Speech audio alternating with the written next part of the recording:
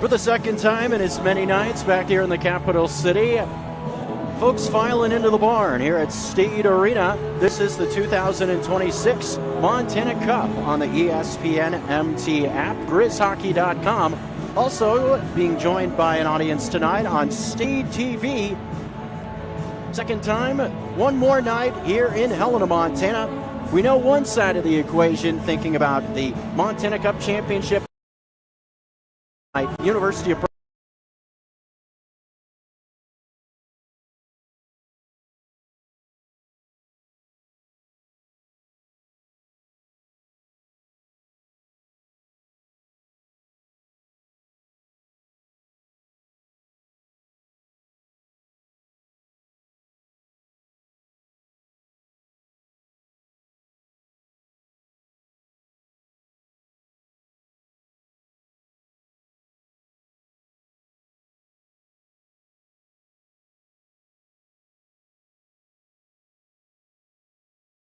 Providence getting a win 6-3 over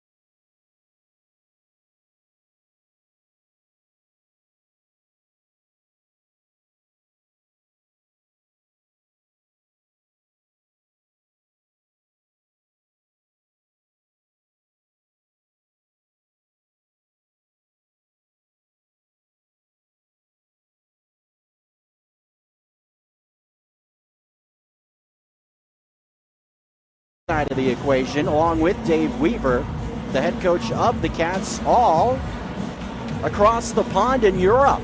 We'll get to some of that throughout the course of the broadcast of what the circumstance is behind that. But first, we got teams lining up on opposite blue lines. Let's hear from public address down below and get the starters for both the Bobcats and the Orediggers on a Friday evening. Bobcats in the white sweaters tonight, trimmed in gold and blue. Orediggers in some sweet sweaters, trimmed in that classic copper brown, black and white for Montana Tech.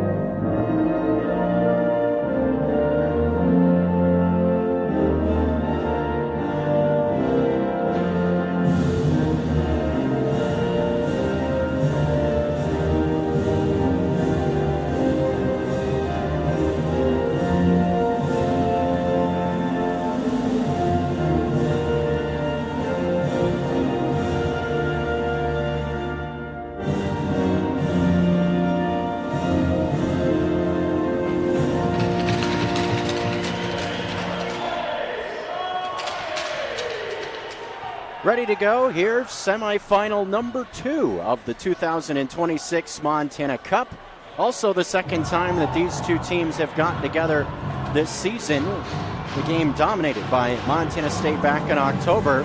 We talked about the matchup with the Cats and the Diggers the last time they got together in 2025, actually visiting with head coach of the Orediggers, Dave Rathgaber, earlier this week. If you want to hear that interview, go ahead and download the ESPN MT app. Look up Nuanez Now.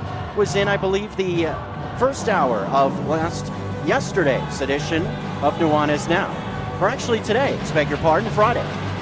Face off at center ice, off we go. The Bobcats and Orediggers rocking and rolling. Puck will go towards the zone of the Cats initially, only to come back towards starting defenseman Owen Davis. Since we mentioned Davis first, as it comes for icing against Montana State here, 15 seconds into our opening period, we'll go ahead and mention the starters for the Cats first. Mention one defenseman, Owen Davis, the veteran out of Minnesota, joined by, oftentimes they play on the same line, true tonight, the Bozeman native Wes Ennis, the other starting defenseman for the Bobcats. Starting center, Isaac Ellingson, flanked by Vinny Farina and Spencer Wilkinson, another Bozeman native. That's the starter for the Bobcats. In net tonight, Nikolai Wallery, a lot of times is thought of as the starter this season, but gloving a shot on the near post in this situation, is coming to us all the way from Bridgewater, Massachusetts, in Richie Popson. This is his 12th start of the year for the former Florida Blade. A 7-4 record this year for Popson, GAA at 89.3, and this is 12th start of the season. On the flip side of the equation, a local product out of Miles City, Charles Lang is the starting goalie tonight, a product of formerly Dordt University, an ACHA Division III program. He gets his 7th start of the year, and his numbers have been pretty good. 91.4% save percentage, able to make a blocker save on the near post in this scenario, with the puck coming towards the near boards and bench of the Orediggers. Tegan McAvoy off his stick, finding Ben Sutton. Another good season for him. Keaton Harrison able to backhand it in for Montana State. 18:50 to go. Starters for the Orediggers look like this. We'll start with the two defensemen, Sawyer Inman out of Boise, Idaho, joined by the native of Missoula, former Missoula Bruin, Ethan Elam on the first line for Tech, who has it in the offensive zone near post, trying to get something rolling here first couple of minutes of our first period. With this being the first game of this second semester for both teams, it may take a few minutes for both sides to just kind of get their footing back. You can practice and do all you want, so to speak, as we see a whistle sound stopping things with 18:18 to go in period number 1.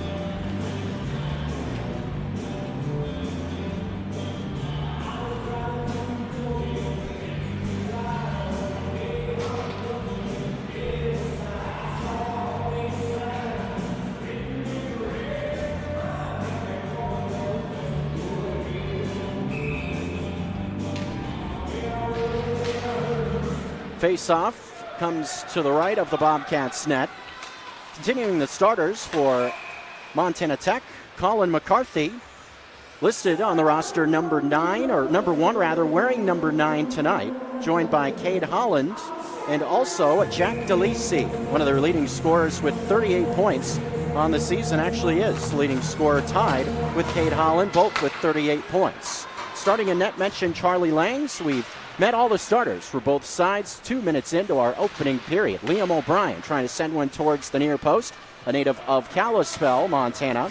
As it comes loose now towards the red line, now attacking zone of the Orediggers. In neutral ice towards the stick of Ethan Elam. Elam able to backhand it towards the red line, eventually off Holland's stick, comes into the offensive zone, but it will be chased down by the Bobcats on the near post initially. Now war for it up against the near wall. Bobcats win it back. Here comes Sutton and the attack of the Bobcats. Entering the zone, Elam, a nice poke check to keep it loose for now. Up against the far boards, puck tracked by 3 or 4 bodies. Trying to wedge it out of there is Avon Ames for the Bobcats. As it comes now behind the net on the near post. Orediggers there force. First, it's Inman. Lost it to Wilkinson. Centering pass in front. Knocked down was the shot by Elam. Nearly 3 minutes into our period. Wilkinson to the far point. Sees it eventually played back to Ennis. Ennis into the middle. Here's Davis. His shot through traffic gets to the glove. A save made by Charlie Lang. The defenseman, Owen Davis, has been very productive over the course of his career. This actually his 110th game played for the Cats tonight out of Park City, Utah. Or Davis out of Minnesota, rather. Adina, Minnesota, 14 points in the first half of the regular season in 110 games played. Has 65 career points in those contests. Wilkinson to Ennis. Shot from the near blue line is knocked down in front. Bodies in front, getting in the way for the Orediggers. Wilkinson controls. Slides Davis. Shot knocked down once again by the defense. And this will be still an offensive zone draw here, as I believe it went off the roof and down. Nearly 3.5 minutes in, period number one, no score in this semifinal. Both these teams trying to join the University of Providence, who got the win last night over Montana. Tyler Fisher sees one shot, save made, rebound. Ellingson was there and was somehow stopped on the near post. The rebound, Lang was able to snag it. Mentioned a relatively local guy, Miles City, a real cool town in my opinion. Cool old town right off the I-90, southeast of where we are here in Helena. I'd imagine probably would take 2-3 hours to drive out there from Miles City. This route in general would be a little bit different for me. On different trips I've gone on for covering college hockey, lacrosse, what have you, I've been able to find trips from Missoula, but coming from Helena would be a little bit different for me. But Miles City, famous for a rodeo that they host every summer. I mean, it's a massive party. I mean, folks from all across the Treasure State every year descend upon Miles City. Cool town, not too far away from Billings, Montana, about an hour away. Tegan McAvoy backhanding one towards the near post. Now a body up against the wall. 4 minutes in, not much in terms of goal-scoring opportunities on both sides of the equation. Again, talking with Dave Rathgaber earlier, mentioned how for his team, he surely was looking for a different result the last time these two got together. And the biggest thing he said, talking about this matchup, he was just looking for his team to play a complete 60-minute hockey game and get out there and compete against one of the best teams in the West. And surely that should be something to shoot for. But a cool story, alluded to it a bit in the open. Recently, roster comprising of some of the best teams and players, rather, in the ACHA Division II. The select team start the new year playing internationally in Slovakia, and numerous players on both rosters actually are part of that group. Ty Carriere, team captain for Montana Tech, one of their leading scorers with over 30 points in his first season. Out of Alberta, he's over there, as is Hayden Clem for the Montana State Bobcats. 44 points to start the first semester for Clem. Just a monster year to this point. Joined by oftentimes his line mate, Vinny Farina, two guys that surely have played together a ton in their time with the Bobcats. Both players well over 100 points in their Bobcats careers. Couple of other familiar names in terms of players from the conference as Jake Parent enters the zone. Near circle shot is trapped up the near siding of the cage. Nearly 5 minutes in, period number one.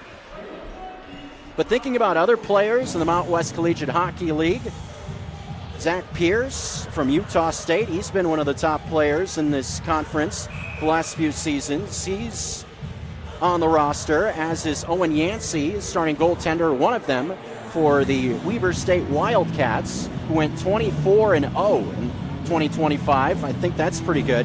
Joined by Caden Hunter, one of their leading scorers. The head coach of that select team, none other than Dave Weaver, normal head coach for the Montana State Bobcats. Cats still in good hands tonight, though, seeing Andrew Waters and also Pete Kamen on the bench tonight for MSU. Parent, native Spokane, takes the face-off in the near circle. Coming out of the zone are the Orediggers, far circle. Controlling it initially was Davis. Off his stick, retreating on the puck are Montana State back into the defensive zone, maybe trying to set up a breakout. Here comes Ennis. Offensive zone, a bouncing puck will become behind the cage. Around it is Ennis. Flying a hit is Ennis on the far corner. Saying hello to the audience. Here's Jake Parent. On the pass from Ennis. Shot knocked down with a blocker, looked like, and cleared out of the zone. Slowly trickling back towards the net of Montana State. This will be easy for Davis. Davis feeds it into the zone. Shot is knocked away by the blocker onto the near side of the ice. Eventually comes out of the zone entirely. Here comes Tech attacking zone. Far circle. Centering pass taken away by Montana State.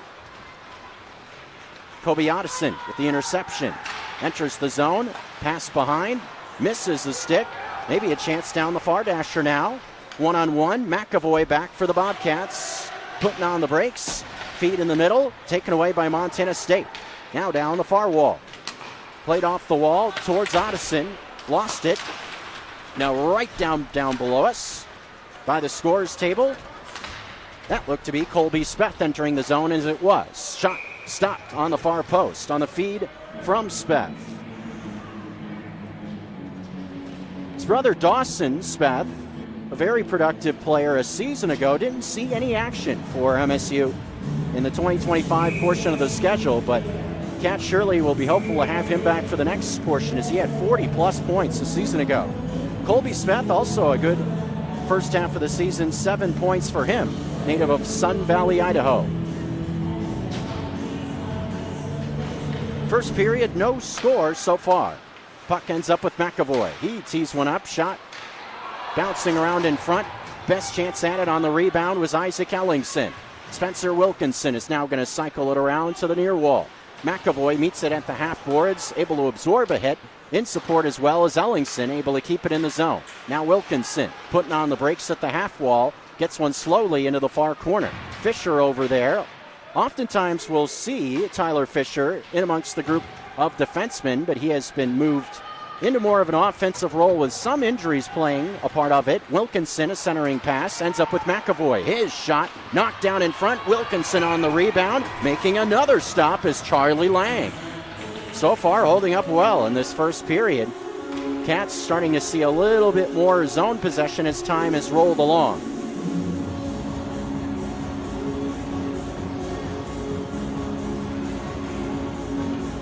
Kate Holland checks on, as does Inman, who will take the face-off.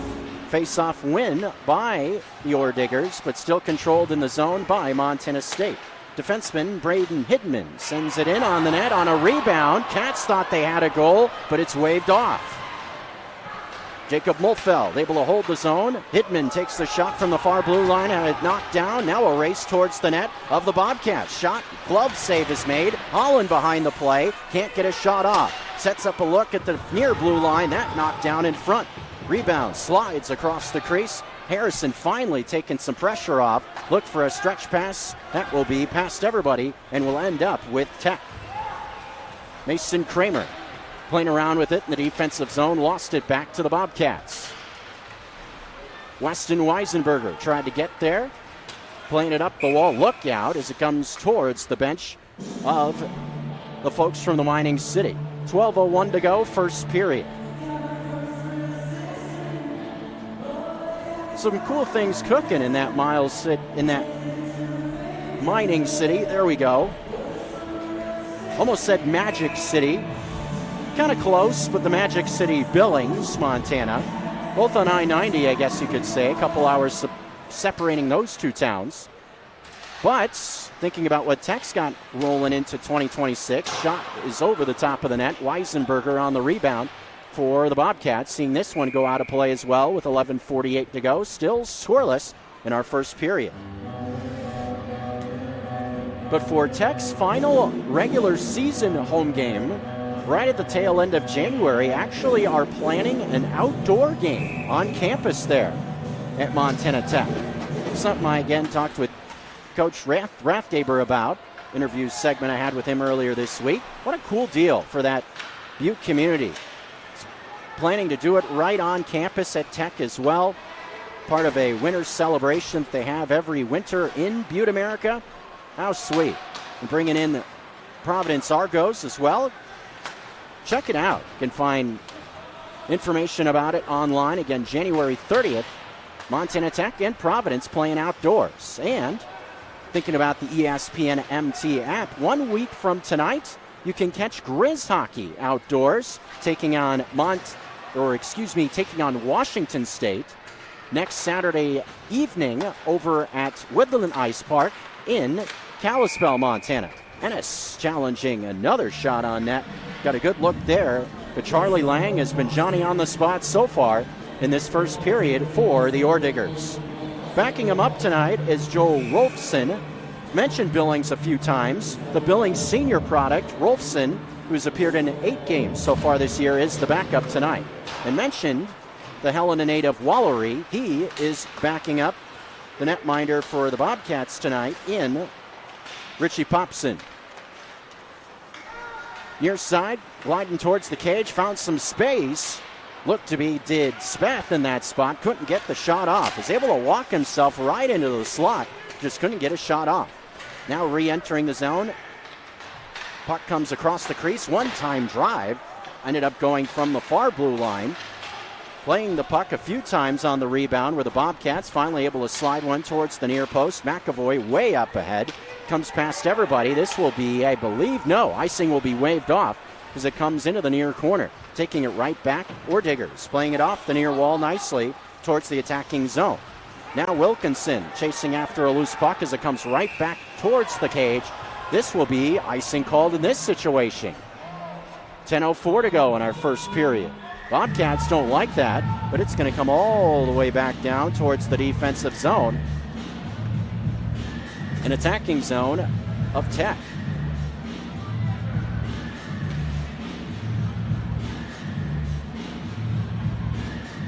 Now hold everything. Face-off will come at center ice. So an instance there. Officials kind of check themselves and say it was an inadvertent whistle. That's when you see, at times, a whistle sound for icing. Officials deem it shouldn't have come. That's kind of how they make up for it. Instead of bringing a face-off in towards the offensive zone, they'll take it to center ice. Hearing a buzzer sound with a glove stop on the far post. Both teams coming towards the bench area. No score in our opening period here at Steed Arena in Helena, Montana. We have our first media timeout of the night. The 2026 Montana Cup semifinal, 102.9 ESPN Radio. A lot of times can catch hockey on the radio dial. Tonight, just on the ESPN MT app, GrizzHockey.com, and Steed TV. Back in 60 seconds. Don't go anywhere. It's easy to see why Montana is the treasure state. At the University of Montana, we look inside. We see an old truth with fresh eyes, that Montana's greatest treasure is its people. So whatever tomorrow brings, we meet it the only way we know how, with a mind for making. Because what's made in Montana is remaking the world. At the Stone of Accord, our liquor store has an extensive selection of Irish whiskeys, wine, and local spirits. We also have exciting events daily, and our complimentary beverages are always served with a smile. The Stone of Accord, Irish fare with Montana flair, restaurant, liquor store, and casino. Bring the whole family to the Stone of Accord for a wonderful brunch. From traditional comfort food to eclectic specials, there's something for everyone to enjoy. And it wouldn't be a proper Missoula brunch without an Irish coffee and a mimosa. The Stone of Accord, Irish fare with Montana flair, restaurant, liquor store, and casino. Back out of the media timeout, 9:35 in our first period. Nothing in terms of pucks from the back of the net at this point. This is our second semifinal, the 2026 Montana Cup. Both Montana Tech and Montana State trying to join the University of Providence in tomorrow night's tournament semifinal. Big hit applied to neutral ice. Hitman, my goodness. Cold smoking an Ordigger. That big hit brought to you by Kettle House Brewing Company. My word. Here comes the Bobcats back into the zone. Hitman on the puck, fittingly getting it towards Ellingson. Still loose behind the cage, cycling around. Otteson ends up with it, coming up the wall. Back to Ellingson. Tried to set up a one-time shot from the, looked to be the left slot. Came off the stick, not quite cleanly. The Bobcats right back on the puck with Owen Davis. Owen Davis slides it to Ennis. Ennis wrister goes to the left of the cage. Bobcats still in the zone. Jack Bullfeld lost the puck, allowing Ordigers to come back towards the net. Ennis gets his stick involved right as it entered the zone, finding Harrison. Glide into the zone, far wall. Lost it, but cycled it right back towards the back of the net. Ben Sutton plays it to Ennis. Not much on the shot, but goes slowly to the right of the cage, somewhat dangerously so it seemed. 8:10 to go now in our first period. No score between the Cats and Ordigers. Ben Sutton trapped by two Diggers, one of them being Elam. Comes loose in the near corner now, playing it behind. Eyes playing tricks on me, thought it was with, looked to be Elam for a moment, but now back with Davis. Davis lost it on the near post, leaks out back towards Harrison. Harrison in the far corner sees it goes towards Weisenberger. Weisenberger trapped by two men. Harrison with it now, back to the far point. Davis, wrist shot, stick save made on the near post. Double-digit shots for the Bobcats already. At the media timeout, we're able to check that. 13 shots on goal, but nothing into the back of the net at this point. Knocked down in front, another shot in the offensive zone. Sutton with the rip. Bobcats keeping a lot of pressure on. Ordigers making a change here. Entering the zone far side, Davis lost it. Elam right with him, still is able to get a pass off. Not the shot though. Parent able to pick up the loose puck, takes it in front, kicked it around on the near side, shoots, had it knocked down before it could get to the net. A lot of blocked shots for these Montana Tech Ordigers as well. Got to give them credit defensively for putting their body on the line. Jake Parent on the puck for Montana State, trying to get it out of the offensive zone of Tech. And in the far corner it comes. Putting on the brakes. Parent looking for it. Can't get to it. Pass intended for Harrison gets knocked around, or Weisenberger rather, but still taken towards the zone by Speth. Speth lost it off his stick. Comes loose back to the red line. Speth pushes it back towards the Cats bench. Here's McAvoy. McAvoy playing catch back to Speth. Comes into the zone far side. Speth enters the zone. McAvoy does as well. From behind, Speth couldn't get to it. 6:15 to go. Fired back out of the zone. Icing will be waved off as it came off a stick of a Bobcat, who is Avon Amos. Behind the cage, waiting, looking for a breakout opportunity. Coming the far side of the ice towards Speth. Speth with Holland in his hip pocket.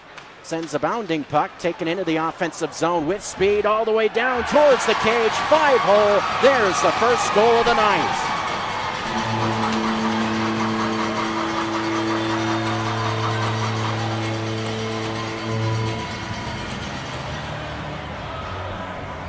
One nothing Bobcats on the breakaway. 5:53 to go in our opening period. 1-0 MSU.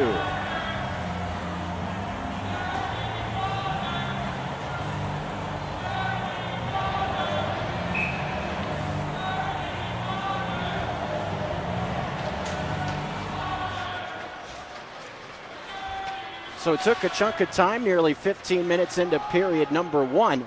But the Bobcats draw first blood in this battle for the Treasure State. Looking for a quick answer was Ellingson and Wilkinson in the offensive zone. Leaks back towards the red line. Maybe an answer instead. Here's Cade Holland at 30-plus point, taking it towards the net. A save is made on the near post, and good save made. Surely the toughest test for Popson that he's had to see. Nice zone entry for Cade Holland, ripping that one towards the net. Joined by Colin McCarthy in that spot, but not to be. Very dangerous player is Cade Holland with 38 points, 18 goals to this point. Already building upon what he did last season in 38 games, finishing with 31 points. Offensive zone in this situation will be Jack DeLisi, another one of their leading scorers, taking it for Tech. Lost it to Ennis. Ennis sliding all the way towards Davis, who's got some speed in the neutral zone across the red line, coming right down the pipe. Elam with him, drop pass, looking for Ben Sutton, is able to find the loose puck and get it out of the zone. Just retreating a bit are the Bobcats now, making sure they keep possession.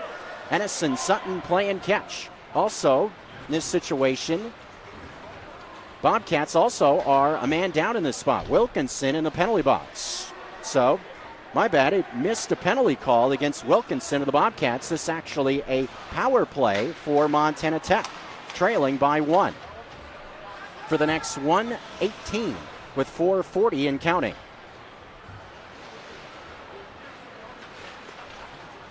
So if you're Tech, trying to get yourself right back into it in terms of momentum standpoint, it's a chance right here with a man advantage. The first power play we've seen on either side of the equation taking place right now. But a clear made with 55 ticks to go on the power play with 4:20. However, you're joining us on a Friday night. Glad you're here on the ESPN MT app, GrizHockey.com, and Steed TV. Attacking zone, Tech into it. The near circle, defensive pressure was there. Nicely done. Looked to be Harrison's stick getting in the way. Or Speth, rather. Number 2, not 22. Slowly coming in on the cage. Should be rudimentary. Looks to be. Thought it was going to glove it down in that spot. Instead, keeps it alive smartly as the Cats are able to clear it down. That was the situation it looked to me like the Orediggers thought Popson was just going to glove it down. He kept his glove out of it. Popped up. Bobcat found the loose puck and got it clear as a result. Smart there. Final 5 seconds or so ticking off. 3, 2, 1. McAvoy with a host of Orediggers right in his hip pocket as it intercepted. Coming back into the attacking zone. Montana Tech now into the far corner. Bodies collide there as it comes up the wall a bit. Both teams now back to full strength as we approach the 3-minute mark of our period. Wilkinson with some speed is going to look for some room to attack. He does from just atop the near circle, and a save is made. Spencer Wilkinson, the former Ice Dog. Good first half of the season for him. Mentioned a local product out of Bozeman, Montana. Bozeman High School product, Ice Dog, Bozeman, everything for Wilkinson. 21 like Savage points, including 12 goals in the 2025 portion of the season. 1-0 MSU, looking for more in the attacking zone, comes all the way back towards Popson. Popson waiting on the near post. He's going to leave it for Hindman. Down the far dasher now, it comes loose. Eventually entering the zone, MSU. Sends one towards the cage. Around the wall she comes, near the bench of the Orediggers. Now a battle at the far blue line, near side rather. Putting on the brakes, centering pass behind Hindman. O'Brien in the vicinity as well. Will be played back this way towards Liam O'Brien. Said Kalispell native. It was pretty close. In the Flathead Valley, a Whitefish, Montana native. 232. Just a few miles down on Highway 93. Mentioned numerous parts of the state of Montana now, and if it's not clear, there's one thing Jeff Safford knows. It's roads in the Treasure State. I've been on the road up and down in the state of Montana. Late nights, a few of them. Parties, maybe 1 or 2. Keaton Harrison trying to backhand one towards the zone. Able to find Ennis with some speed. Coming down the near dasher. Now feeds one in front. Gets it to Harrison. He scores. Nicely done by Ennis to make it 2-0. Able to feed that one right towards the near post. Tipped in, top shelf. 2-0 Cats. Just beautifully set up in that spot. Keaton Harrison, a lot of times thought of as a defenseman, moves up to forward tonight. Shows his goals scoring abilities, his 6th this season for Harrison, native of Eagle River. 2-0 Bobcats, 2:13 in the first period. Face-off ends up with MSU once again. Jake Perrin across the red line, goes towards the attacking zone, running in with Weisenberger. Elam right there as well. Comes into the near corner now, looking to dance around traffic. Parent keeps it in his possession, but lost it to Inman. Inman slides it towards the far blue line. Owen Davis able to hold it back in the zone under the 2-minute mark in period number 1. Bobcats now lead by 2. Pass across the zone, left to right, looking for Davis. Davis gets it towards Parent. Parent to Weisenberger. Tried to slide it to the far blue line, nobody was home. All the way back down towards Popson. 90 ticks to go in the first period. Down the near dasher with some space, has it with Harrison. Or Isaac Ellingson. Lost it and neutralized. Still 2-on-2 run towards the net. Shot well to the right of the cage. Ends up with Spencer Wilkinson. Wilkinson enters. Drop pass, walking in, shot was stopped on the near post. Found some space there to Tyler Fisher. McAvoy on it now. His shot off a body looked to be of Fisher. Ellingson to the far point. Looking for it back. Comes past Ellingson, now into the near wall. Wilkinson with it. Gets it to McAvoy. McAvoy thinks about a shot. 50 ticks to go in the period now with Ellingson behind the cage. Lost it there. Back on the puck. The Orediggers down the far wall. Interception from Aiden Ripplinger. Wilkinson gets it back. Fires it back to Fisher. Fisher in the far corner putting on the brakes with Elam right there. To the far point she comes. Played it back to Fisher. Fisher goes low to Ellingson with 30 ticks to go, 25 to be exact, just under 30 seconds. Far blue line shot, going through traffic, not to the glove, reaching up for it, but not to the glove. 15 ticks left, but the puck still alive in the zone. Bobcats doing a great job just keeping the puck in the offensive zone these last few minutes. Final 10 ticks. Will the Cats take another rush to the cage or just take the foot off the gas? Looks like the latter. 3, 2, 1, we're done. Period number 1. First period is in the books on the ESPN MT app, GrizzHockey.com, and State TV. Semifinal number 2 of the 2026 Montana Cup sees the defending champs lead by a pair after 1 period of action. Bobcats trying to set up a rematch of last season's final. Alluded to it, the Bobcats won the Montana Cup Championship a year ago, and for the vast bulk of last season were seen as the top team in the Western region. Were knocked off, however, MSU in the conference tournament last year. University of Utah will look to defend their home ice conference tournament in February, but surely a lot to get to before we get to all that. But all in all, looked to me like on both sides for the first, I'd say, 8-10 minutes or so of the period, seemed like both teams a little bit rusty. Didn't see a ton in terms of prolonged time in the offensive zone. The Cats' offense, it seemed like, as that period rolled along, were able to get a little bit more zone possession time. We're also able to climb in terms of getting more of an advantage of a shot on net.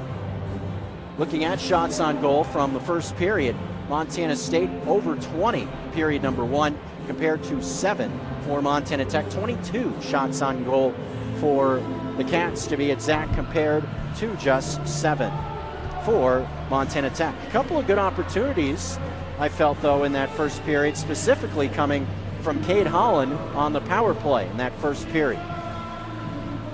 But thinking about the last time I saw Tech, even the last couple of months that have rolled by since the Orediggers appeared in a game in Missoula at the Glacier Ice Rink, a game won by the Grizzlies 6-0, I surely see a lot of more improvements from these Orediggers compared to October. And that's something that Dave Rathgaber talked a lot about, just building into that culture that he's been able to get going for the last couple of years, and seeing exciting events like the one I talked about coming up in a few weeks at the end of this month with that Winter Classic. That'll get just so much local support and hubbub around the team. And it sure seems like Butte America really has supported Montana Tech hockey to this point as well. A lot of big crowds over at that Butte Ice Arena. I mentioned this last night about that old barn in Butte. Little fun fact about the Butte Ice Rink: used to be, at one point, way back in the day, an Army barracks. That's why if you go into that rink, it can at times be like a labyrinth. You're going down all these hallways to different avenues, different little closets and things. It's just like, where the heck am I? Well, that's why, because it used to be something built for the military. Obviously not that today. But an old barn. It's a little fun fact about that one first, but mentioned this last night about it. No doubt in my mind, if you like cold ice rinks, that's the one for you. That is one chilly ice rink over there in Butte. Whew. Had a couple of cold broadcasts over there, boy, that's for sure. Luckily, Grizz Hockey is supposed to go over there actually very first game of the regular season back in September. Had things tripped up due to a scheduling conflict, so did not have to freeze in there. A lot of great things about that rink. I really enjoy Butte myself. Awesome town with a lot of history right off of I-90. I love a lot of the old classic Montana joints that you can find in Butte. All the history. If you're a history buff, it's a great place to go check out. At Builders First Source, we're harnessing the power of innovation to transform the future of home building. With 14 facilities across Montana, Builders First Source is your one-stop shop for building materials. From lumber and windows to trusses and siding, whether you're building single-family homes or multifamily units, we've got you covered. Visit BLDR.com to learn more. Builders First Source, building Montana's future, one home at a time. Grizz Hockey on the ESPN MT app. Will be next Tuesday and Wednesday. You can find the Grizzlies in action. You can see the Bobcats later this season as well. Mentioned the home and home featuring Montana State in early February, the tail end of the regular season for those two teams. And after a first period of play, this game featuring the Orediggers and Bobcats. So far, so good for the Bobcats. They lead it 2-0 over Montana Tech. Step away for the first time and share some more thoughts on our first period. Maybe touch on a little bit more on the international field for both these programs. What a cool deal, I feel, for both Tech and Montana State to have individual players and coaches be a part of that international tour, so to speak. So we'll share some thoughts on the first period and maybe a few words on that as well when we come back. GrizzHockey.com, Steed TV, and the ESPN MT app. It's easy to see why Montana is the treasure state. At the University of Montana, we look inside. We see an old truth with fresh eyes, that Montana's greatest treasure is its people. So whatever tomorrow brings, we meet it the only way we know how, with a mind for making. Because what's made in Montana is remaking the world. At the Stone of Accord, our liquor store has an extensive selection of Irish whiskeys, wine, and local spirits. We also have exciting events daily, and our complimentary beverages are always served with a smile. The Stone of Accord, Irish fare with Montana flair, restaurant, liquor store, and casino. Bring the whole family to the Stone of Accord for a wonderful brunch. From traditional comfort food to eclectic specials, there's something for everyone to enjoy. And it wouldn't be a proper Missoula brunch without an Irish coffee and a mimosa. The Stone of Accord, Irish fare with Montana flair, restaurant, liquor store, and casino.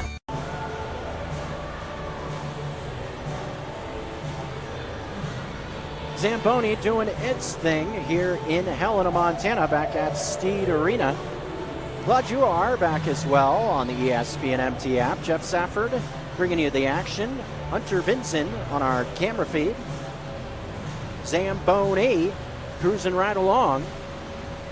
Tomorrow night, have the Montana Cup Tournament Final coming your way. This will be your home for it. If you're not in the mood to pack into Steed Arena, expecting a big crowd for tomorrow night's contest. You can't make your way to the rink, we got you covered.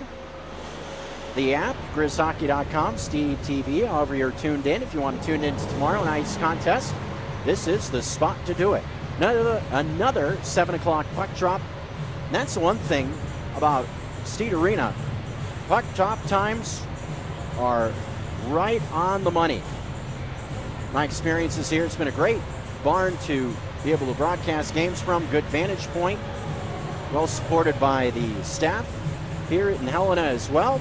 And I've seen some awesome crowds and really a cool venue to watch hockey. All the seating across the way from us, wrapping around about 3/4 of the rink. They also got an upstairs kind of nook, little gift shop, bar area, so you can go in there and warm up a little bit. Same idea going into the lobby on the first floor of the venue. You can check out concessions and got a bunch of all the good stuff, the snacks. Even saw some garlic fries that look pretty good. Hot dogs. Former cameraman Steve Healy would have gotten himself a pretzel because he's a New Yorker, but I didn't. Doesn't sound like a bad idea. Just not before a hockey broadcast. Don't need to go into a food coma up here. Championship game coming tomorrow night. Look back a bit at that first semifinal of the weekend featuring the University of Montana and the University of Providence. Mentioned it, I felt, anyway, that very impressive performance from the University of Providence. It was compared to where I saw Dejan Mingo's squad last in the month of December. I thought very strong and improved compared to where I saw them last.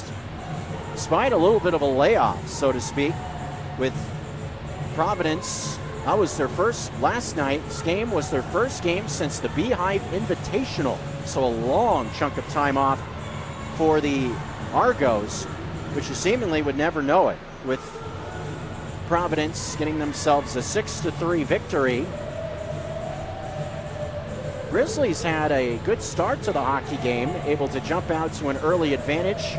Johnny Baird, a strong performance. A veteran for the Grizzlies, had a pair of goals. But the star of the night proved to be a defenseman, and what a year he's had. A senior out of Manitoba, Chavez Constant, had 2 goals last night for UP. And mentioned also a big part of the 25 portion of the schedule for Providence was the injury bug. A lot of players that were on the shelf for them in the first half of the regular season were able to return from injuries last night. And that paid dividends surely for the folks from the Electric City. So with that being a thought, we should have a barn burner of a game for tomorrow night. After a 6-3 win, Providence surely feeling some confidence, beating a Montana Grizzlies squad that is no slouch themselves, just outside of the top 10 in the West Regional rankings. In line right now, what would be if the season were to end today, they would be one of 16 teams in that West Regional tournament coming at the end of the conference schedule. Grizzlies trying to get there for the second year in a row.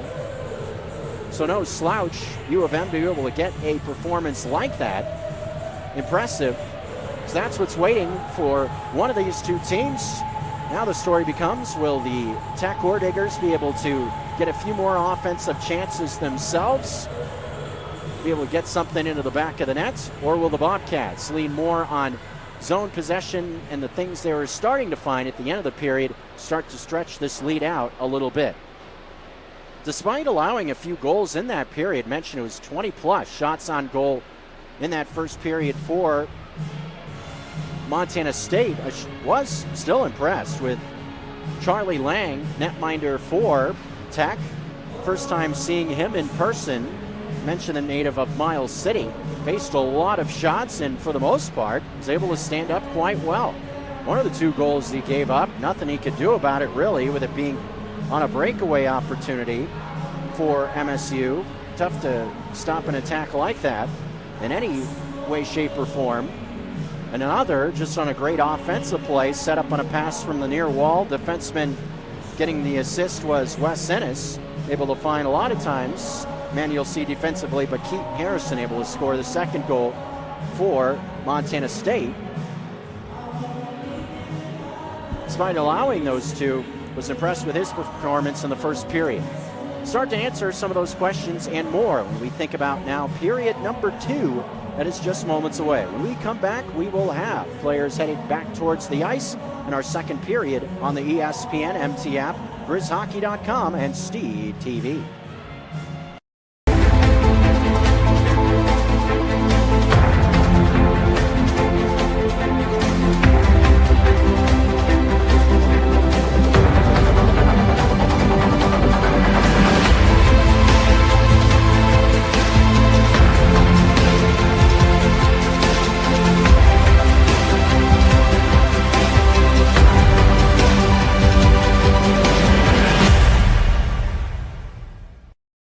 Why would any business let you use their product and give you 365 days of reassurance? Mattress Firm does because they believe in their mattresses. Save on top brands like Nectar, Tempur-Pedic, Beautyrest, Serta, Stearns & Foster, and others. Mattress Firm carries $149 mattresses all the way up to the luxury Purple Rejuvenate Premier. 0% of payments as low as $39 a month, along with 365 days of reassurance. See why Mattress Firm is Montana's best place to find the sleep you deserve. Mattress Firm, where it's easy to get a great night's sleep.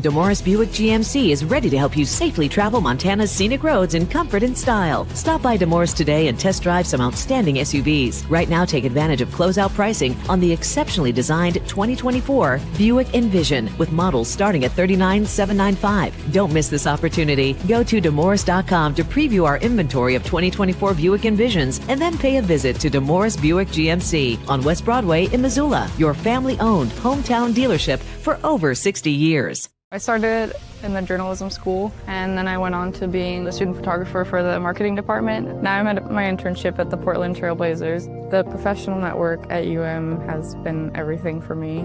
The connections you're going to build are like nothing you can get on your own. They gave me the skills I need to be successful here, and they gave me the network that I need to move forward in my career. Montana is a great place to learn how to be a photographer.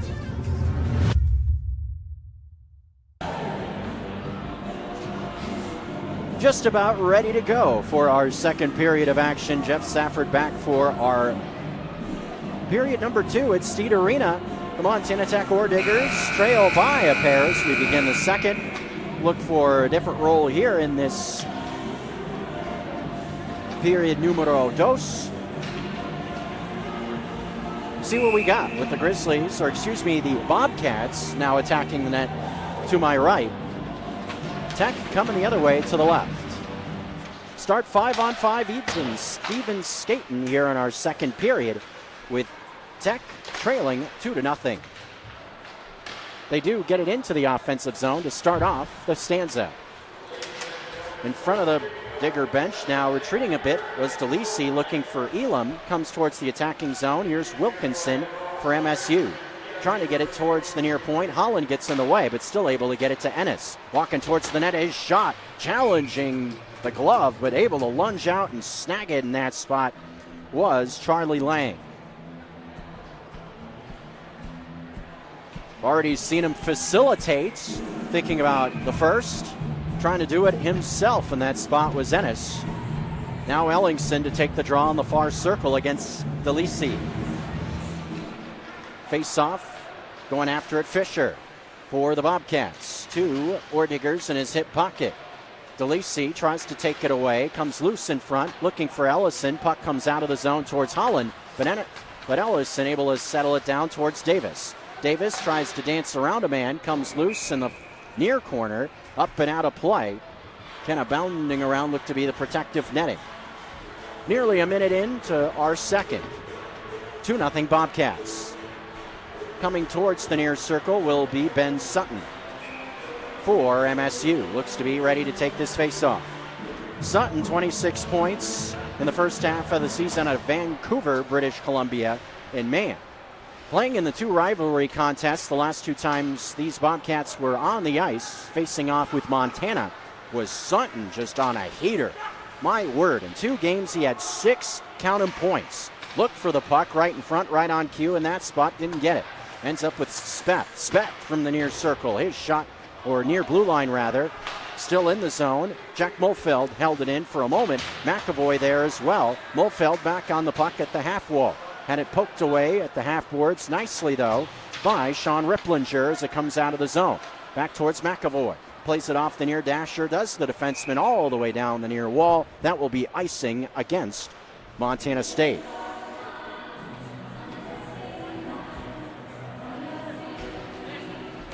Two 2-0 and a chance to potentially get on the score sheet here for Tech with it coming back towards the attacking zone.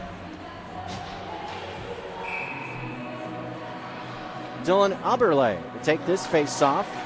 Looking to get on score sheet in terms of points scored as the Billings native lost the draw. Harrison entering in with Mulfeld. Mulfeld trying to get around Elam. Not sure where that went out of play with a puck behind the cage. Officials stop play with 18:14 remaining. I'm assuming directly into the protective netting behind the net. Maybe into the corner. Tough to tell with bodies in the way. Face-off wins Sutton on the near post. Gliding back towards the near point. Here's Speth. Speth tried to dance around a man. Blew a tire. Sutton gets to a puck. One-time drive from the far circle. Mulfeld sees it trapped up against the boards. Taking it back, Harrison. Far post feeds it towards Sutton. Shot gets off. Mulfeld right there. Had it blocked in front somehow. McAvoy slides it into the far circle. Sutton takes it there. Plays it off the far wall. Backhanded pass towards McAvoy. Handled behind the net, trying to get it back to the point. Instead cycles it back into the near corner. Bobcats still on the puck. Looks to be with Weisenberger indeed. Weisenberger to the far circle. Head fake, good. Stick check applied, trying to get it out of the zone by Holland. Eventually comes down the far dasher out of the zone. Cooper Coates, beg your pardon, on the nice stick check up against the far wall to get it out of the zone. Icing called in that spot. Still like that defensive activity. Just keep it away from the front of the net of Charlie Lang. Jake Parent to take the face-off in the far circle, going up against Aberle. Face-off going towards the far blue line out of the zone of Montana State. O'Brien racing back towards the defensive zone as the Orediggers make a change. Across the red line comes Parent. Off a stick into the near corner. On the near post, loose there. Weisenberger looked for it, as does Hitman. He plies another big hit, just like what he had in the first period. Laying the lumber is the defenseman here at Steed Arena. Our second semifinal. Both these squads trying to join the University of Providence in tomorrow's Montana Cup final. Front of the net. Applying a hit once again is Hitman, a Corvallis Montana native. Bitterroot Valley guy. Highway 93, just a few miles south of Missoula. Beautiful area of the state as well, going towards southeast Idaho. Going past towns like Hamilton, Montana, along with Darby. Further down Highway 93 past Corvallis. See with a puck gloved down. A few Bobcats close to it coming out of the blue paint. 16:23 remaining. It will be an offensive zone draw here for Montana State, who leads 2-0 in this semifinal number 2.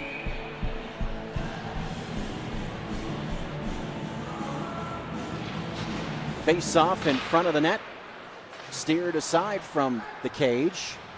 Still holding the zone are the Bobcats, trying to get it back to Davis. Instead, now loose on the near post, going across the ice towards the far portion. Played back this way towards the circle. Avon Ames looking for it, gets it towards Davis, gets it back. Feed on the near post, still alive with MSU. Back to Davis. Davis at the near point, feeds it into the circle, gets it back. 2 men pinball him around, sets up a potential odd man rush. A little 2-on-2 into the attacking zone. Shot off the near post. Almost in that spot with 15:44 in the period. Golden opportunity there, running it in nicely. Looks like initially it was going to be a 2-on-1, ended up being a 2-on-2. But still a great look, seeing it graze off the near post.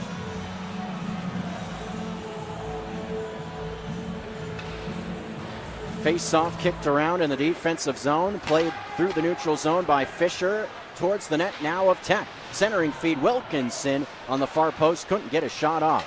Still trying to hold it in the zone, could not.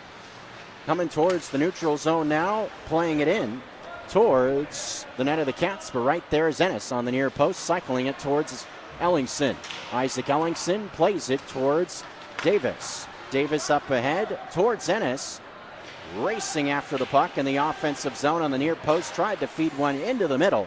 Ellingson able to take it in the near circle. Place it back to Davis, shot careens off the body. Fisher to the rebound behind. Tried to feed one towards the far blue line. Davis able to hold the zone. Owen Davis gliding around one man, able to feed it into the far corner.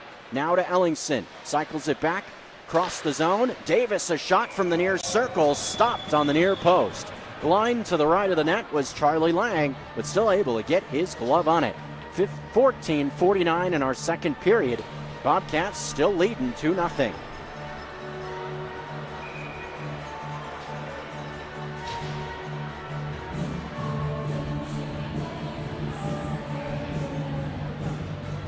Ben Sutton on the draw, wins it back towards Speth.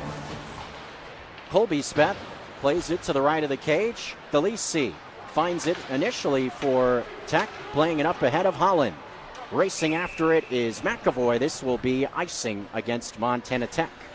Situation there isn't completely rudimentary where you will see icing with players racing after it. but called in that spot.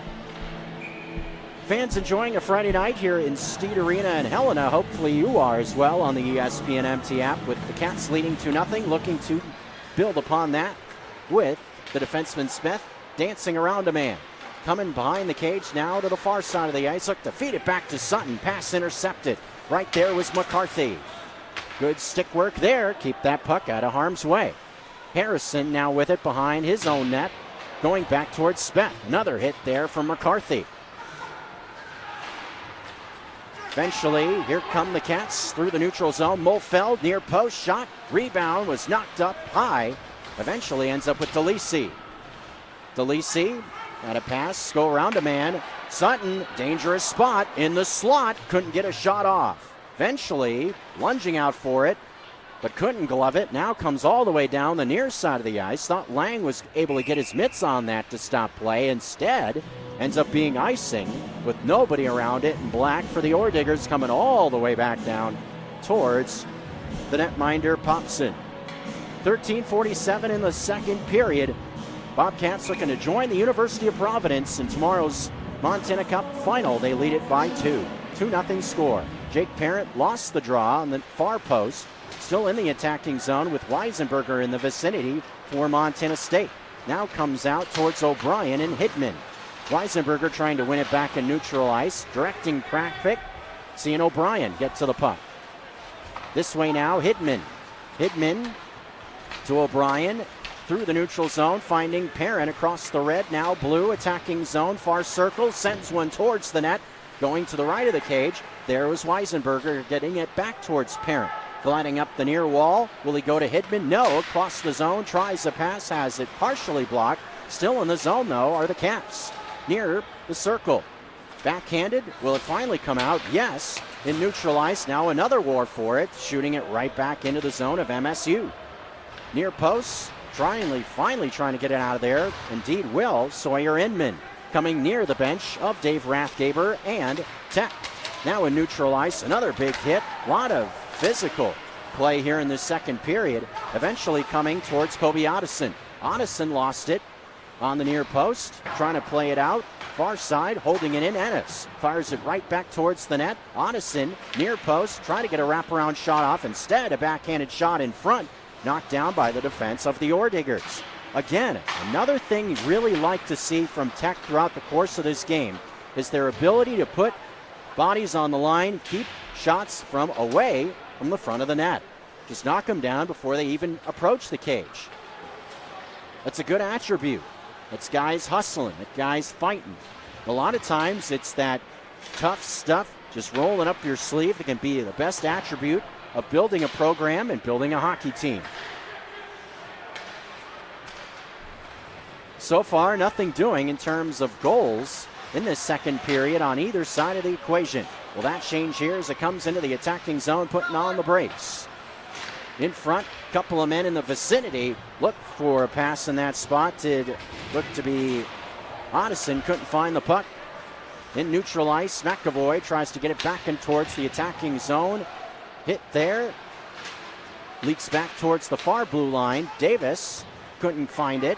McAvoy does. Spinning around. Has it in the near circle. Shoots from there. Had it knocked down by Wilkinson with the glove. It's going to glide up the wall and put on the brakes. Now comes into the middle. Feeds the near wall. Shot from there. Careens around the boards. Holding it in. Wilkinson.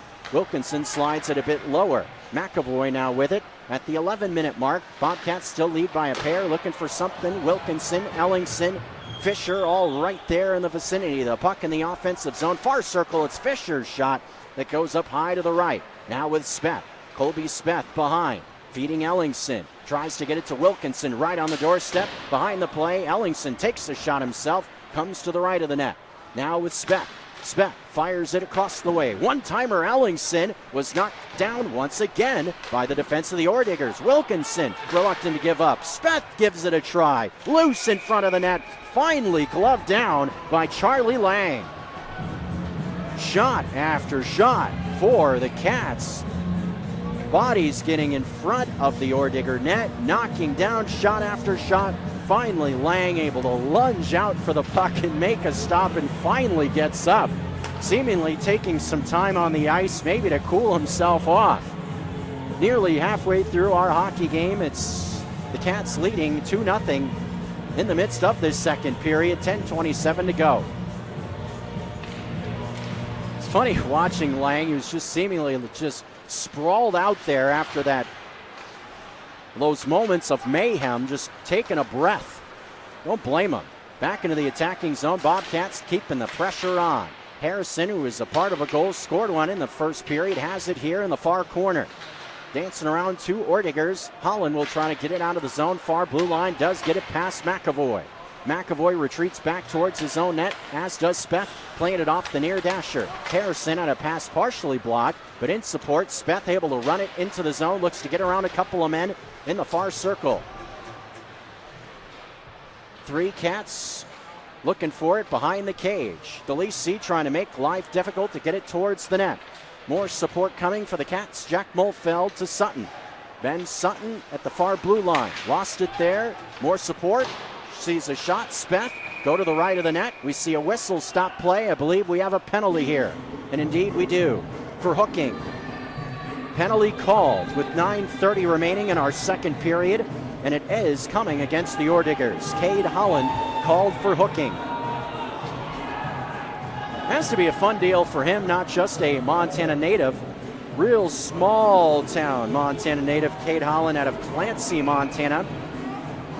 Right up the road from here in Helena. Gets called for the penalty in this spot, though, with 9.5 minutes to go, period number 2. The power play unit now on for the Bobcats.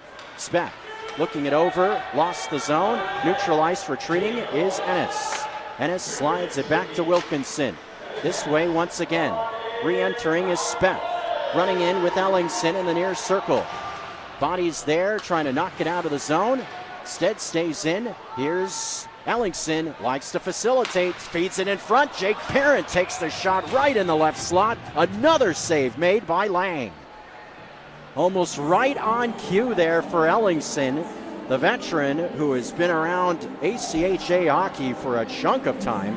How about this? Has 152 career points, 98 of those assists for the veteran out of Crosby, North Dakota. This is 158th ACHA game. Whether with Williston State his first 2 years of college hockey, and now the Bobcats the last couple as well. Wilkinson got a shot off from the left slot, knocked up high, still in the zone. Wilkinson towards Speth. Up this way to Ennis at the near point. Feeds it back towards the circle. Shot Speth. Rebound ends up against the far wall with Wilkinson. Far corner. Here's Ellingson wrapping it around to the near post and circle. Pass tipped around, but still in the zone. Ellingson cycles towards Parent.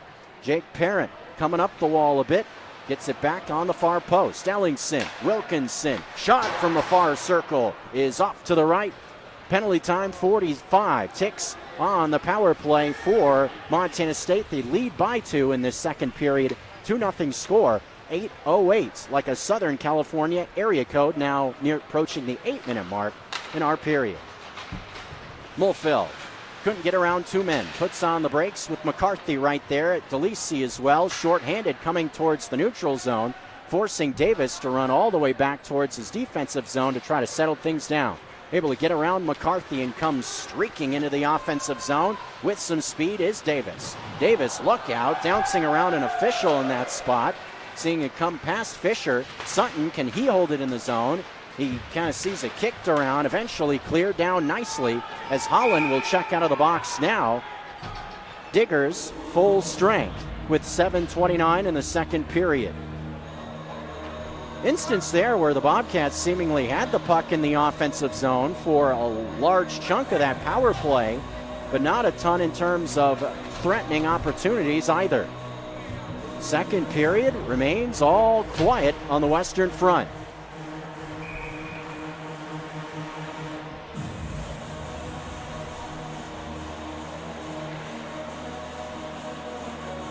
Face off in the near circle. Comes to Holland. Face-off win now to Elam. Elam plays it low to the left of the net. O'Brien meets it there. McCarthy in there also. Ends up with DeLisi, a dangerous man feeding Holland. Both of them 30-plus points. so far. Walks it in, feeds it into the middle. Cats defense is there. Loose on the near post. DeLisi couldn't get to it. Comes near the bench. Rathgaber looking things over. Dave Rathgaber, as are the rest of the Orediggers bench. Leaks back out towards Elam. Played back in around McCarthy, but O'Brien gets to it first. Plays it drastically off the dasher out of the zone. On a power play in this situation, Owen Davis in the box for Montana State in this spot. Guess that's strike 2 on Safford in terms of missing a penalty called against the Bobcats. Strike 3 and you're out. I guess that gotta wait for that till it's summertime. 6.5 minutes to go, second period, second power play opportunity for these Orediggers in this spot with Davis in the penalty box. Attacking zone, putting on the brakes, far side. Wilkinson couldn't get to it. McAvoy does for the Bobcats. A peek up, shorthanded. Little 2-on-2, running towards the zone. Back in support. Elam defensively feeds it in front. Wilkinson, a backhanded shot, high and over the net. Good opportunity, shorthanded. Weisenberger kind of punches it towards the net. Thinking about the loose puck. Wilkinson back on it. 30 seconds left for Davis in the box. Wilkinson smartly going to just retreat now. Keep the puck in the possession of MSU. Speth, the neutral ice, sees it go away from his stick, but right to McAvoy. Davis, 15 seconds back into the box. A little short-handed, 2-on-2. Coming here, Bobcats a chance. Weisenberger the shot. Glove stop made. Miles City stopping Electric City in that spot. Wes Weisenberger, the brother of former Grizzly winger Garrett Weisenberger, both out of the Electric City, Great Falls. Wes Weisenberger played some with the Great Falls Americans, as did Garrett. Also spent some time with the Ice Dogs. Wes Weisenberger so far this year with the Cats, 6 points to his credit. 5.5 minutes in the second period. Game remains a 2-0 advantage for Montana State. Both these teams trying to find their way to the University of Providence in that, or I should say, earn a date with the University of Providence tomorrow night. Will be in this barn, Montana Cup Tournament Final. Attacking zone, far blue line. Now the circle, looking it over near the goal line. Has Hickman in the middle. Has the pass, his shot with a lot on it. Knocked down by another Ordigger body in front. How many deflected shots we have seen? Your best guess is as good as mine. 5 minutes remaining in period number 2, but that continues to be a great attribute for this Tech team. Just seeing bodies in front of the net. And once again, Charlie Lang continues to be fantastic in this hockey game. 4:59 in our period.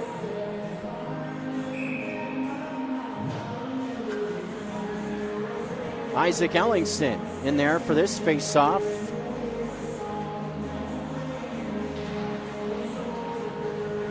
Beg your pardon, it was Wilkinson after Ellingston was kicked out. Hickman takes a shot. What do you know? Another block shot in front. Sees a leak out towards center ice. Hickman on it for Montana State, retreating a bit. Plays it into the middle, past Ellingston, able to get it back. Here's some speed, a 3-on-1. He's going to keep it in his stick till the last second. Tried to feed Fisher. Couldn't quite get the angle he was looking for to put that one into the back of the net. Like the idea, though. Tees it up. O'Brien, shot from the near blue line, was knocked down once again by the defense of the Orediggers. My goodness, what an effort they've had in that regard. 4:20, period number 2. O'Brien, across the way she goes. Down the far dasher to Wilkinson. Bryan back on it. Plays it off the near wall. Entering was Fisher. Coming in with Ellingston. Sees it go out of play to the right of the bench of the Bobcats.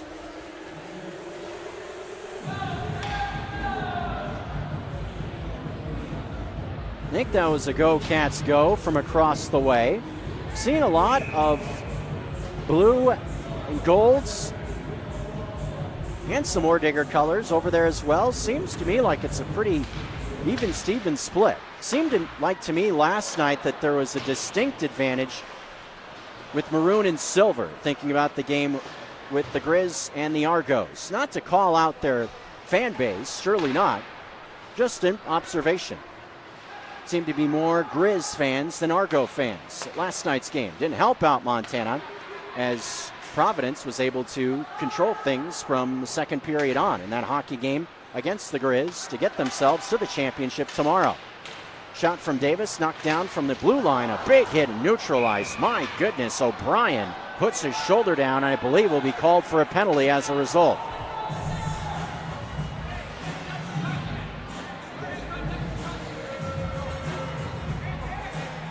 Interference indeed called against the Bobcats for that hit in neutral ice. Coming down the pipe of this second period, Ordigers earlier in this second saw one go off the pipe on a power play. What sort of an opportunity will they find here? Trailing 2-0 on the ESPN MT app and GrizzHockey.com. Face off to Lee C. Sees it go to Holland. Comes out of the zone towards Elam, retreating. Fisher chasing after him, going back towards DeLisi. Holland retreating further back. Ellingson putting pressure on for this penalty kill unit.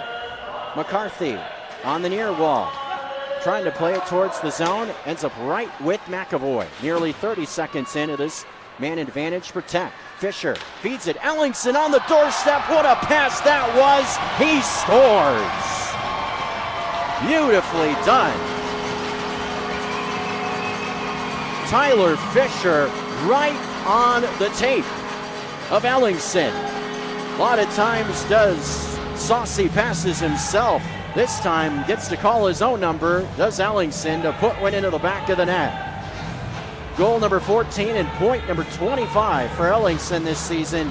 Fisher surely will get credit for his 7th assist, with that being his 11th point.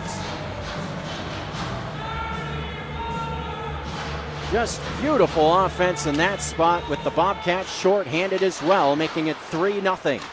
Still 90 ticks on the power play for Montana Tech, but that one has to hurt a bit if you're the Ordigers. Anytime you give up a shorty, kind of a tough blow to absorb, but also you have to tip your cap to MSU there also. That was just awesome offense between two men playing good team hockey. Fantastic. Surely one of the highlight goals we have seen so far this weekend at this Montana Cup. On the near post, Parent looking for more, as is Ennis. Already has set up a goal himself tonight. He tried to call his own number with 2:22 remaining in period number 2. Twos everywhere. Only thing that's not a 2 is the now 3-0 advantage for the Bobcats. The first goal we have seen in this period. And thinking about that international flair for both these rosters, men mentioned this earlier, but the ACHA, first time we've seen it be a thought since 2019. This ACHA selects team in the Division II, think of it as an all-star team, players from across the country in the ACHA Division II. Part of the roster, mentioned Dave Weaver, the head coach of the team. Normally on the bench from Montana State. But what a cool deal as well. Ty Carriere, the team captain for Montana Tech, part of the team for the selects. What a way to build a program and a reputation if you're Dave Rathgaber. 3 players from representing the Treasure State over in Slovakia. Mentioned it was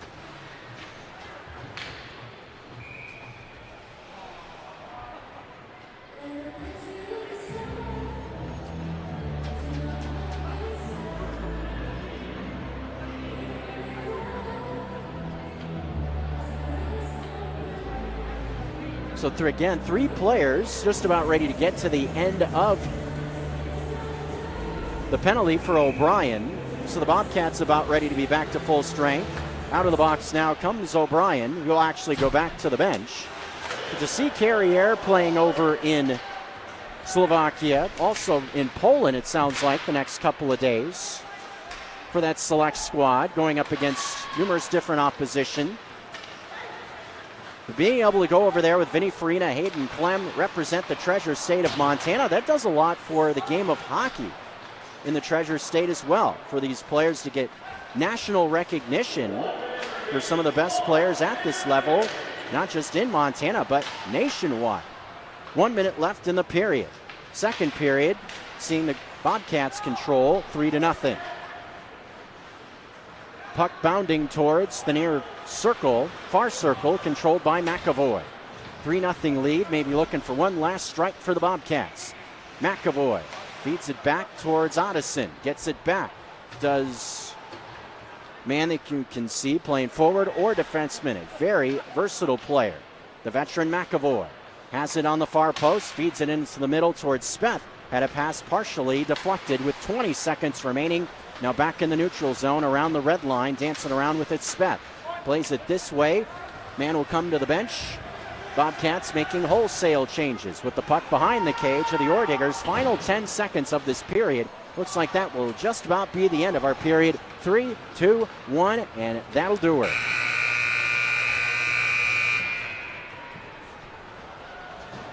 Real fancy, short-handed goal, the only goal we see in this second period of action on the ESPN MT app, GrizzHockey.com. Also joining us, special audience this weekend on Steed TV. Again, thanks for all of their support that they've been able to give to us throughout the course of the weekend, giving us another platform to bring you these hockey games from, and also been providing a lot of technical support from behind the scenes as well. Also, shout out back in Missoula, ESPN MT, the Missoula Broadcasting Company, to Tommy Evans.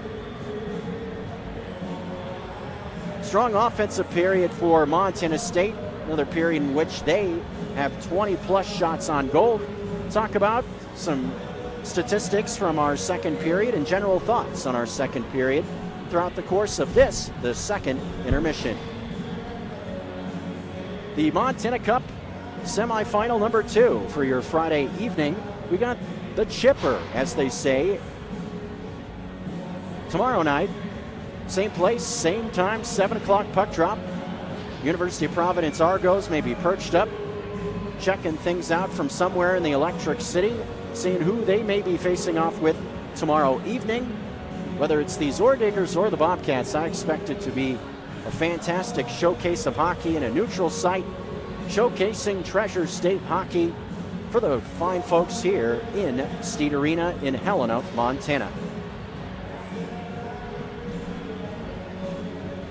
And who knows, thinking about the players we've alluded to from both these rosters, thinking about... At Builders First Source, we're harnessing the power of innovation to transform the future of home building. With 14 facilities across Montana, Builders First Source is your one-stop shop for building materials. From lumber and windows to trusses and siding, whether you're building single-family homes or multifamily units, we've got you covered. Visit BLDR.com to learn more. Builders First Source, building Montana's future, one home at a time. I usually think London is, well, let's see, but from here I believe 7 hours ahead. I believe Barcelona, Spain would be 8 hours ahead of where we are. So I'd imagine somewhere between 8 and 10 hours, I would imagine, ahead. So if you're thinking about on the, I can do this math, but if you think about from where we are right now, it's 8 o'clock Mountain, or just past it, about 8:15. You think about plus 8, that's around 4 a.m. Oof, that's a little early or late. So if we got some weary either Orediggers or Bobcats checking out the game from afar, hopefully you're enjoying what you're seeing to this point. What a cool deal to be able to represent the state, your university, and your cities, quite frankly, doing so in international waters. Such a cool story, and it'll be a cool thing to hear more about. Maybe hopefully we'll be able to visit with Ty Carrier. We've already heard from Hayden Clem on the ESPN MT app, and Nuanez Now on ESPN Radio earlier this season, as we've visited with Dave Weaver numerous times. Mentioned also, not to be left out, the Orediggers were able to visit with their head coach, Dave Rathgaber, earlier this week. Talked about them building up the program, his excitement to get this 26th portion of the schedule going, that outdoor game. It was a cool conversation. You can find that on the ESPN MT app, part of, again, Nuanez Now from today's show. Friday's edition of it, I believe, was in the first hour of our 2-hour program that airs from 4 to 6 every weekday here on the ESPN MT app. Also, 102.9 ESPN Radio Missoula. Montana Cup final coming tomorrow night. Then Grizz hockey coming back your way as we roll more into the ACHA schedule. On tap next week will be a little bit of a different setup next week as well. 2 big games for both the Mount West Collegiate Hockey League conference games for both Boise State and University of Montana. Boise State ranked just ahead of the Grizzlies in the West region at number 8. Mentioned earlier the Grizz at number 11, but when those two teams played last, it was Montana actually sweeping a 2-game series at the Glacier Ice Rink, really winning handily, easily both times. So with that being a thought, and the Grizzlies taking one on the chin to open up this portion of the schedule in 26, that surely feels like a big pair of games for Grizz hockey. Again, next Tuesday and Wednesday for the Montana Grizzlies, a pair of matinee affairs. It will be a 2:30 local time afternoon start at Idaho Central Arena in downtown Boise. Then we'll be playing at 1 o'clock the next afternoon. Again, there in Boise. We'll have both those games right here on the ESPN MT app. Then a week from tomorrow, Montana will host their Outdoor Winter Classic, their 3rd annual Winter Classic, taking on the Washington State Cougars. If you happen to be over in the Flathead Valley region, maybe check it out next Saturday over at Woodland Ice Center. Real cool facility for hockey. It's kind of tucked up into the trees, so it gives you that outdoor Montana winter feel. You just have the opportunity to play outdoors under the lights. That's just something that goes beyond a face-off, a one-time drive. It's just a cool thing to be able to experience. No matter if you've watched 100 hockey games or it's your first one. It's a really cool thing to be a part of. Feel great that the Montana Tech program will be able to experience that, along with the Argos later this month as well, when they take it outdoors in the mining city. Intermission number 2 on the ESPN MT app. It is the Montana State Bobcats leading the Montana Tech Orediggers by 3 goals. Final period on the way in a few minutes. We'll step away for now. Talk about some more statistics and trends we saw from our second period after this.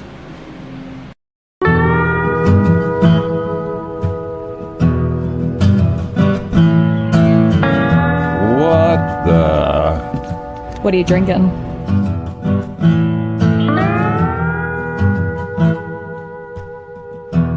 I think I'll have a 56. 56 Counties American Light Lager, a beer for Montanans and friends of Montanans. At Shields, we're anglers, endlessly seeking and refining techniques. We're hunters and storytellers because we've been out there. We're experts that put products and gear to the test so we can share that knowledge with you. At Shields, we understand your outdoor journey and the path you're on because we walk it too, every step of the way. Shields, right there with you.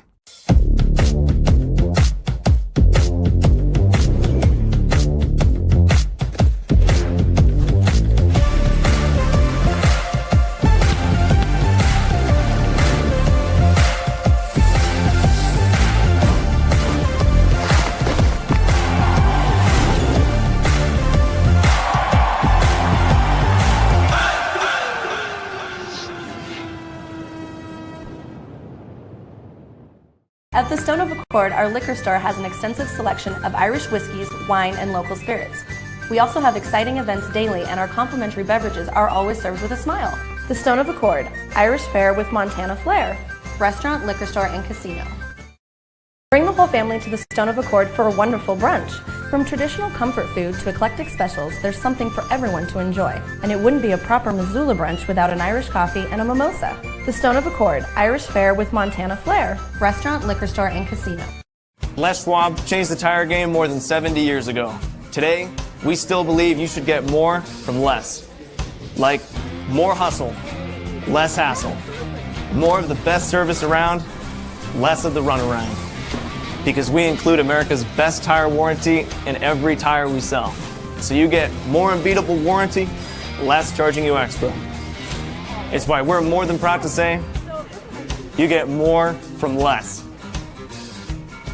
DeMorris Buick GMC is ready to help you safely travel Montana's scenic roads in comfort and style. Stop by DeMorris today and test drive some outstanding SUVs. Right now, take advantage of closeout pricing on the uniquely designed and well-equipped 2024 Buick Encore GX with models starting at $28,895. Don't miss this opportunity. Go to demorris.com to preview our inventory of 2024 Buick Encores and then pay a visit to DeMorris Buick GMC on West Broadway in Missoula, your family-owned hometown dealership for over 60 years.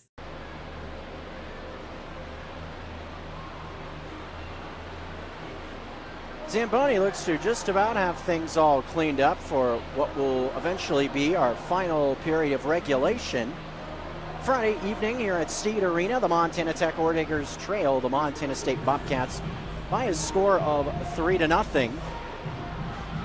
Shots on goal from that second period as the Zamboni makes its way back into its little covey, I guess you call it. But shots on goal from the period, second period in a row. Montana State 22 shots on goal. Montana Tech unable to record a shot on net in that second period. And that was really, I felt, the biggest trend we saw in that second period. It wasn't a spot there we saw a myriad of just golden opportunities if you're Montana State, but it was situation where it seemed to just live in the zone to our right. Just the Bobcats finding ways to keep control of the puck, just kind of move things around. I would imagine with the 3-goal advantage that will absolutely be the thought for the Bobcats. Keep the puck in their own possession, something that Providence was able to do very well to salt the game away late against Montana last night.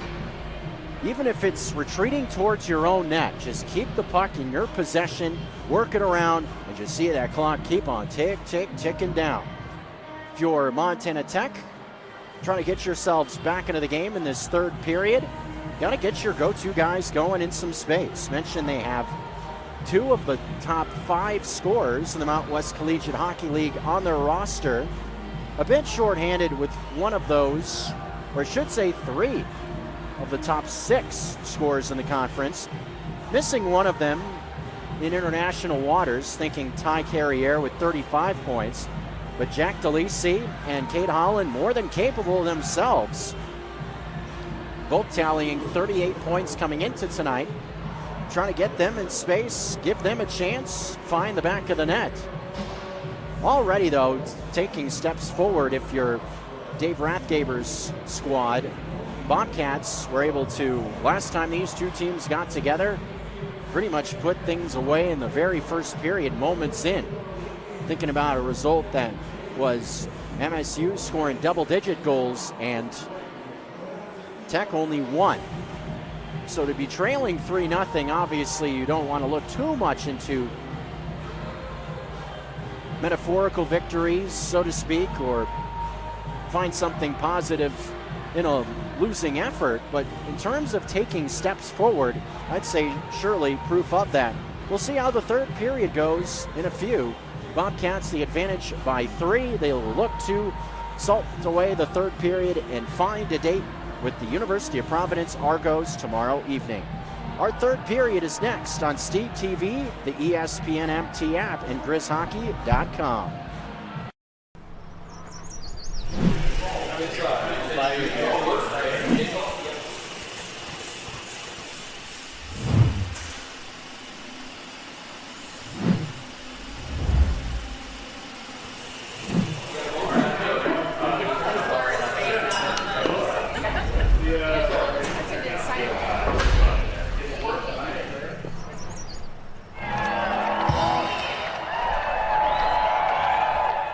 Grizzlies can fix just about anything. That's why the University of Montana is the cybersecurity center for the Treasure State, training the next generation to defend what matters most. We deliver graduates with skills to fill more than 1,100 open cybersecurity jobs in Montana. As the region's cybersecurity hub, we'll be prepared for tomorrow's threats, because what's made in Montana is remaking the world. Bring the whole family to the Stone of Accord for a wonderful brunch. From traditional comfort food to eclectic specials, there's something for everyone to enjoy. And it wouldn't be a proper Missoula brunch without an Irish coffee and a mimosa. The Stone of Accord, Irish fare with Montana flair. Restaurant, liquor store, and casino. At the Stone of Accord, we use the freshest ingredients to create our homemade traditional Irish classics, fresh salads, and creative specials. Come enjoy our warm, family-friendly atmosphere. The Stone of Accord, Irish fare with Montana flair. Restaurant, liquor store, and casino.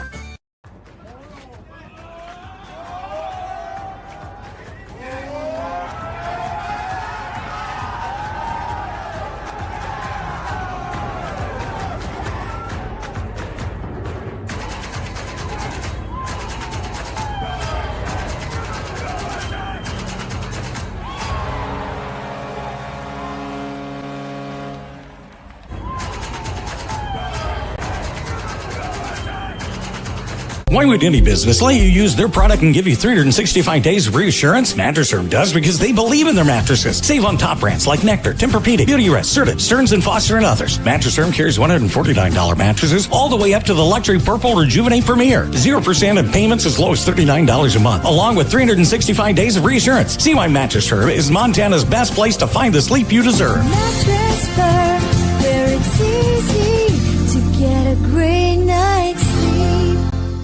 DeMorris Buick GMC is ready to help you safely travel Montana's scenic roads in comfort and style. Stop by DeMorris today and test drive some outstanding SUVs. Right now, take advantage of closeout pricing on the uniquely designed and well-equipped 2024 Buick Encore GX with models starting at $28,895. Don't miss this opportunity. Go to demorris.com to preview our inventory of 2024 Buick Encores and then pay a visit to DeMorris Buick GMC on West Broadway in Missoula, your family-owned hometown dealership for over 60 years.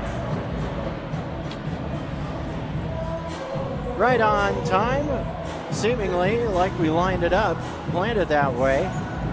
Here come both the Ore Diggers and Bobcats onto the ice ahead of our final period of action in this, our second semifinal of the 2026 Montana Cup. Jeff Safford here with you above the ice here at Steed Arena, along with Hunter Vincent running our camera feed. Another shout out on the way also back in studio at the Missoula Broadcasting Company, keeping things rolling on his side of the equation. ESPN MT and the Missoula Broadcasting Company, Tommy Evans. Also broadcasting this weekend on Steed TV. Special shout out as well to Matthew Stortle for his help that he has provided this week as well. One more period of action in our second semifinal. Bobcats a 3-0 advantage. We will begin our third period with the Cats attacking the net to our left. Bobcats going back to the right with even Steven 5-on-5 skating the idea. Face-off won by MSU to get us rolling like a Limp Bizkit song here in period number 3. We'll begin 8 seconds in. A whistle sounds, I believe, for icing against the Cats. Indeed, that's what we got coming towards the offensive zone of Tech. So mention offensive zone opportunities. Not too many in the second period, but offensive zone draw here for DeLisi. Gets it towards Holland. To the far point, Elam trying to cycle it around towards the near corner. Looking up, Wilkinson trying to backhand it out of the zone. McCarthy has other ideas. Off the stick of Ellingson, finding Wilkinson. Now Fisher racing towards the net. His shot, blocker save made on the far post. Came way up high, but not out in that far corner. Eventually will be fished out of there by Elam. Ennis trying to hold the zone, seeing one come out of the zone off his stick on a ricochet. Coming back towards Sawyer Inman. Inman looks it up. Has the pass intercepted, far circle. Fisher got a shot off, wrapping it around, finding Speth at the far blue line. Comes a bit lower, far circle shot, knocked down in front, and stopped on the far post by Charlie Lang. Lunging just out of the blue paint to get that one gloved down, nearly a minute into the third period.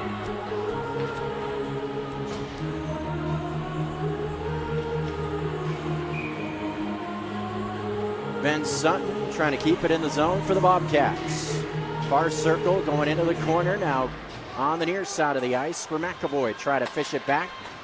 Shot from Harrison, kicked around in the circle. Harrison couldn't settle it down as it leaks out of the zone. Around the red line, winning it back with Speth. Playing it across the way back towards Harrison. What a beautiful assist in period number 1, finding Ennis. Beg your pardon, it was Harrison scoring the goal on the feed from Ennis, from up against the near wall to our right. In the circle, Luke's out in front. Can they get a backhanded shot off? Molfeld struggling with some defensive pressure. Ends up going back in front of the Tech bench at the near point. Now near circle, Molfeld finding Sutton. Walking it up the wall, back to McAvoy. Across the way she goes. Far circle, shot is careening around up against the near wall. McAvoy bringing it back behind for Harrison. Harrison lost it behind the net nearly 2 minutes into our period. Up high, over the head of Sutton, trying to glove it down. Down the near dasher towards the attacking zone. In a race for it, Speth plants it up against the boards, trying to get it out of the zone at the far point. Handled for a moment, cycling back towards the far corner, now loose on the near post. Will it be gloved down there? No. McAvoy pushed it back further behind the cage. Now will slide it to the left. Finding Speth. Speth a peek up, looking for Weisenberger. Thought about a long stretch pass instead. Sees it careen back towards the net of Montana State. Glovering it there on the far post was Richie Popson.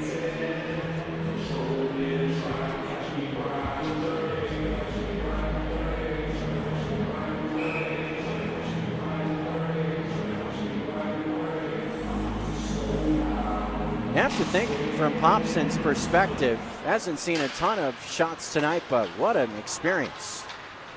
Coming all the way from Bridgewater, Mass to Bozeman. Have to think that must have been a little bit of an adjustment. O'Brien tees one up drastically from up against the near blue line. Sees it go all the way back down towards the net. Looks like a delayed penalty coming here as well against Montana Tech. It took a chunk of time for Popson to get the memo. Eventually came towards the bench. Indeed, this will be a penalty against Tech. Thought I saw a hand come up way across the ice from us, and this is a cross-check penalty against Tech with 17-12 to go in the third. Bobcats lead 3-0. I saw the hand come up, but just not seeing Popson take off. Assumed the hand was coming up for something other than a penalty. The Popson partially tripped me up to a degree. Nearly 3 minutes into the third period, Bobcats looking to grow a 3-goal lead. Ellingson, who already has a dime in the game, almost a goal there. Ennis slides, gets it back, fires it towards the net, out of the glove. Rebound is sent towards the near wall, up the dasher towards Wilkinson, who cycles it back low towards, looks to be the captain, Jake Parent. Yes, Wilkinson stops it. Now back to Ennis. Shoots a wrister. Goes off his skate. Looked to be of Elam. Parent gets to it in the far corner, finding Ellingson once again. 80 ticks left on the power play for the Bobcats, leading 3-0. Ellingson, Wilkinson, one-timer, goes to the left of the net from the near circle. Well to the left of the net in that spot. A lot of mustard on the shot, just was to the left. Wilkinson keeps it in, feeds Ennis at the near point. Now far side in the circle, a wrist shot. Speth goes high, redirected, I believe, up and over the net. Still alive in the zone, 55 ticks on the power play for the Cats. 3-0 advantage, looking for 4. Ennis finds Speth. Here's Wilkinson, walks it in. His shot is just high to the left. McCarthy gets to the rebound, clears it down on the near post. Waiting for some help. Putting some pressure on, short-handed is Elam. Almost made that interesting behind the cage. Bobcats maybe lollygagging just a bit. Elam was hustling well. Here comes McAvoy. Attacking zone, looking for Molfeld, just keeps it in the zone. Slides across the way, in the circle now in the middle. Tees up a wrister right to the glove like he's a catcher in that spot. 15:28 to go. Even was kind of in the squat like a catcher, reaching up for that just teed up wrist shot from the defenseman Owen Davis. 15 ticks on this power play chance for Montana Tech, or Montana State rather. Tech in the box. Riley Graves for the next 10 seconds. Spinning around, McAvoy got around one man on the near side. 3-2-1, Mulfeld into the middle. Davis, one last shot with a power play. Now back to full strength are the Orediggers. Nearly 5 minutes into our third period. The penalty kill unit for Tech does the job there. Fires down the near side of the wall. Will icing be waved off here? No. Davis got to it first quickly. We will see icing bring it back down to the zone to the left.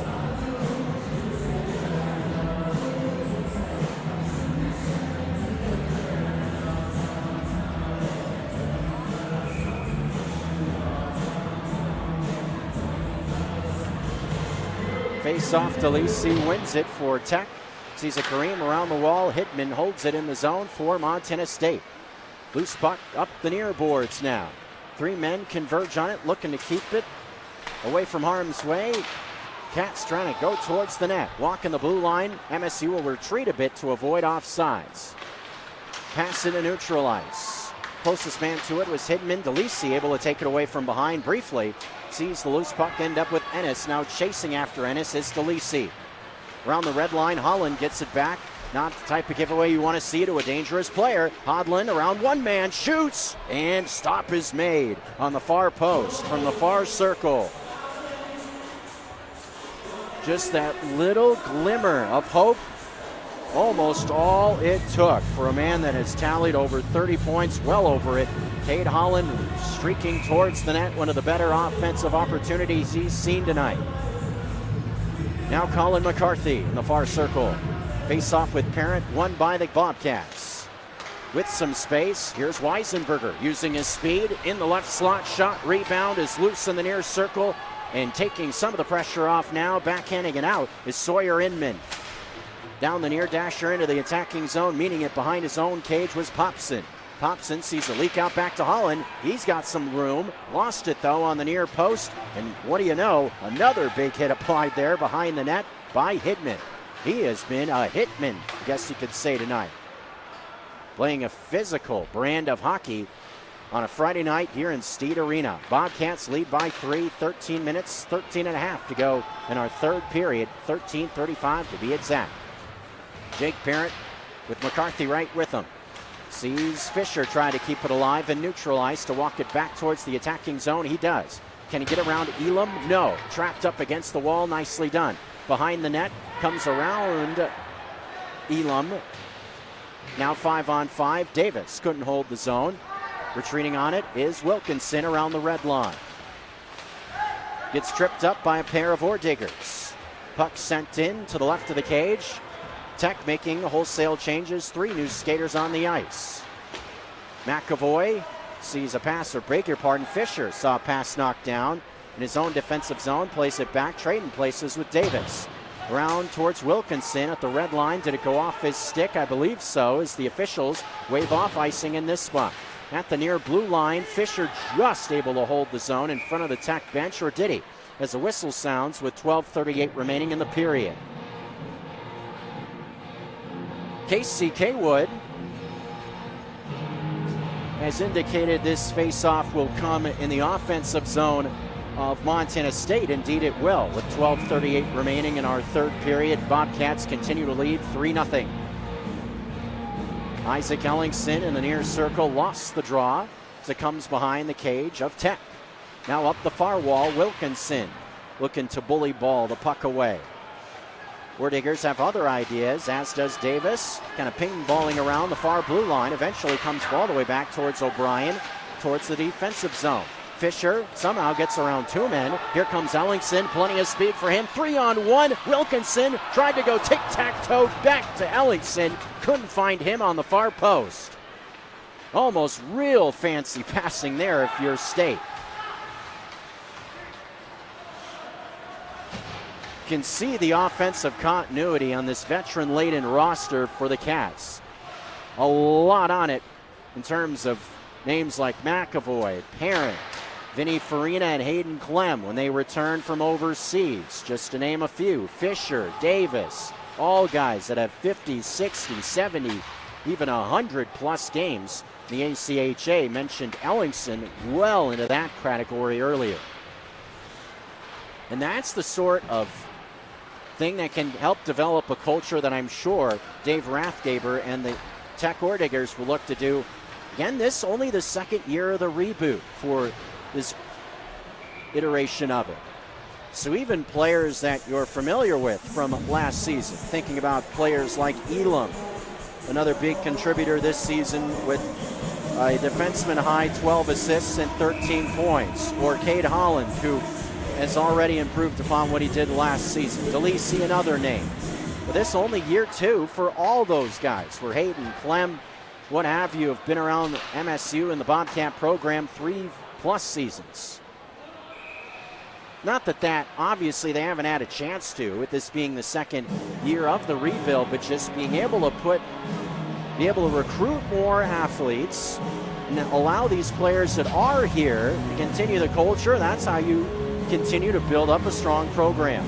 And I would think it would behove Montana Tech also that they have strong programs with good cultures right in their backyard. With Providence, these Bobcats, and Montana specifically.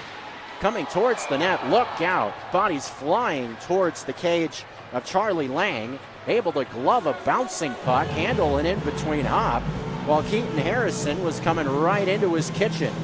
Hello. I think he had 2 men come into the blue paint there. Inadvertently, no pushing or shoving going on.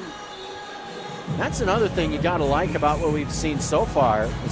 Hasn't seen anything in terms of dirty laundry or bad hits, that sort of thing.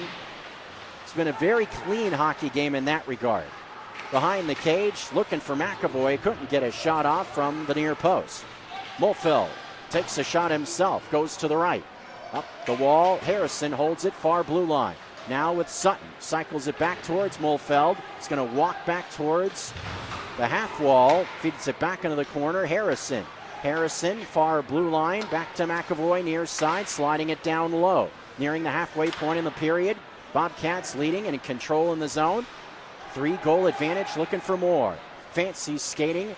Speth tried to feed it to, looked to be Harrison on the far post. McAvoy slides it back to Speth.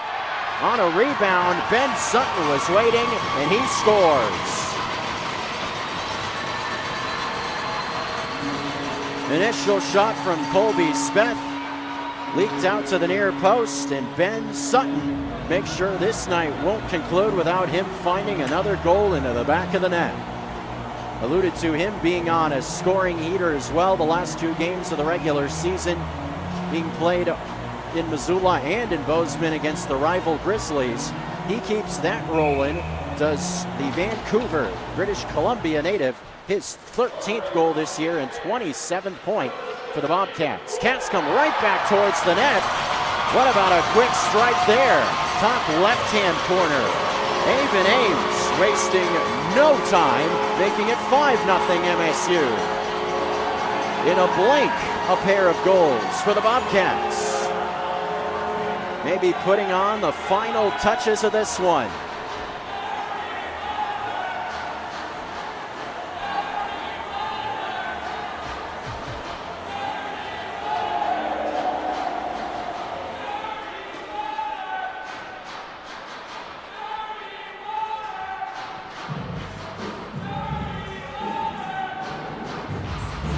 Halfway through the third period, 2 goals in about a 5-second stint for the Bobcats. Make what was a 3-goal advantage 5 before he could even blink. Right back into the attacking zone comes MSU, pushing it towards the far blue line. Hittman lost it and now is in a race for it, going back towards the defensive zone. In the far corner, comes back towards Ennis. Ennis will play it near the bench. Has some space down the near dasher. Here come the Bobcats. Otteson leaving a pass near the near blue line. Eventually comes behind the cage. Closest man to it. Man just scored. Sees it come out. No, yes it does. Eventually towards the red line. Past Ennis.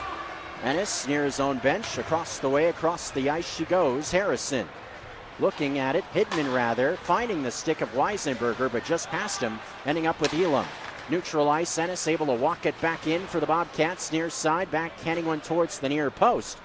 The sticked aside just a bit Bobcats still hold it in. Davis from the far blue line took a shot. Ricochets off a skate back to O'Brien and neutralized. For the Cats now retreating once again.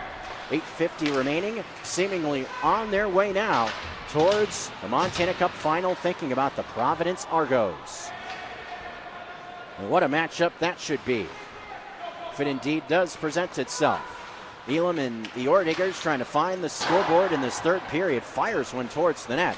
Mentioned Elam, a guy that can get going offensively, facilitating, trying to call his own number from way out that time. Shot from just atop the near circle, steered up and over the protective netting easily by Popson.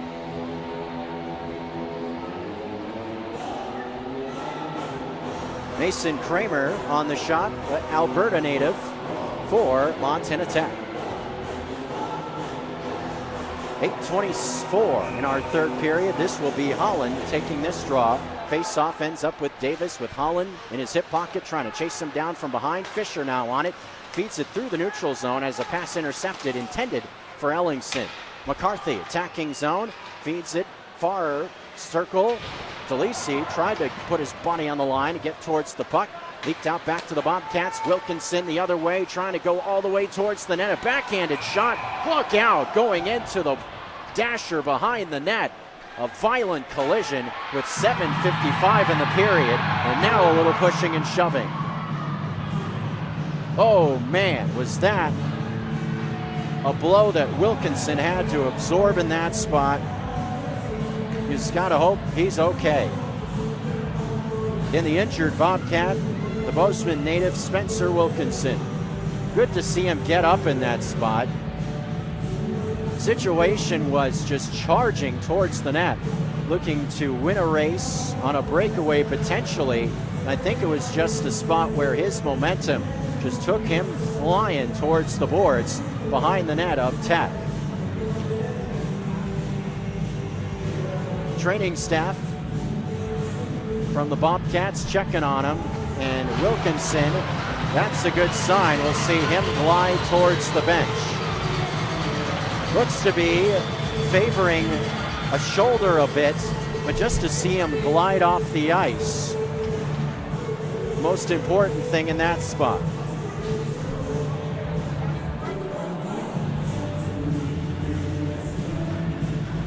Penalty has been called in this situation as well. 2-minute penalty called for unsportsmanlike in this situation, I believe, against the Bobcats.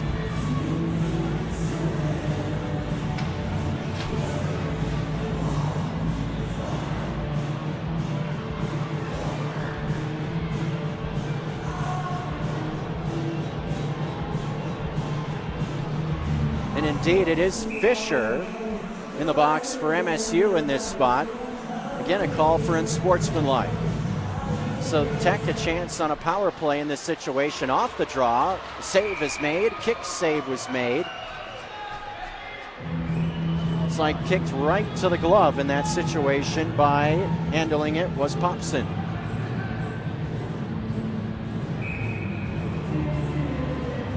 .748 remaining.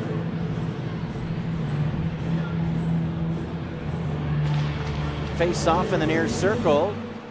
Comes back towards the near blue line. Across the zone towards the half wall, far side. Getting in the way defensively was Speth. He clears it down, the far dasher. 20 seconds into the penalty play. Power play. McCarthy, can he get something going? Far blue line, couldn't enter the zone. Short-handed, here comes Sutton across the red line, lost it. Back to McCarthy. Takes it back, Mulfeld. Mulfeld loses it as quick as he got to it. Pinballing possession and neutral ice. McCarthy still frustrated as he heads to the bench.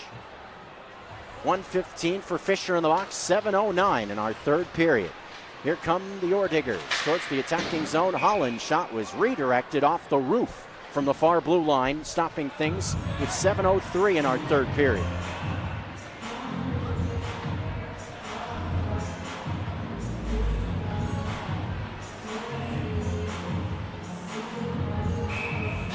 Jake Parent on the draw.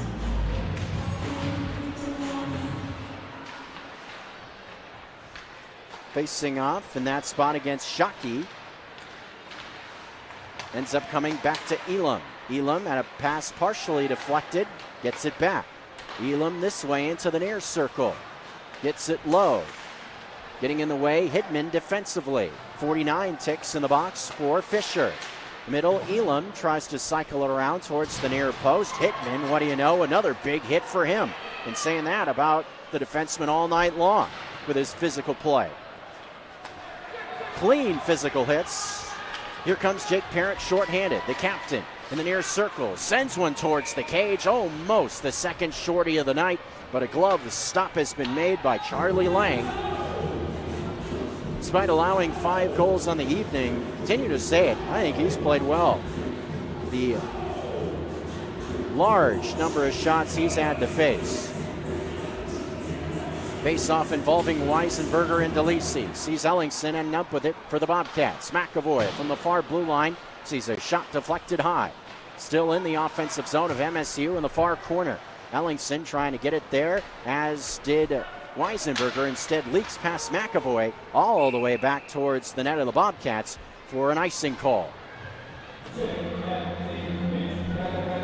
Only 10 seconds left for Fisher in the penalty box.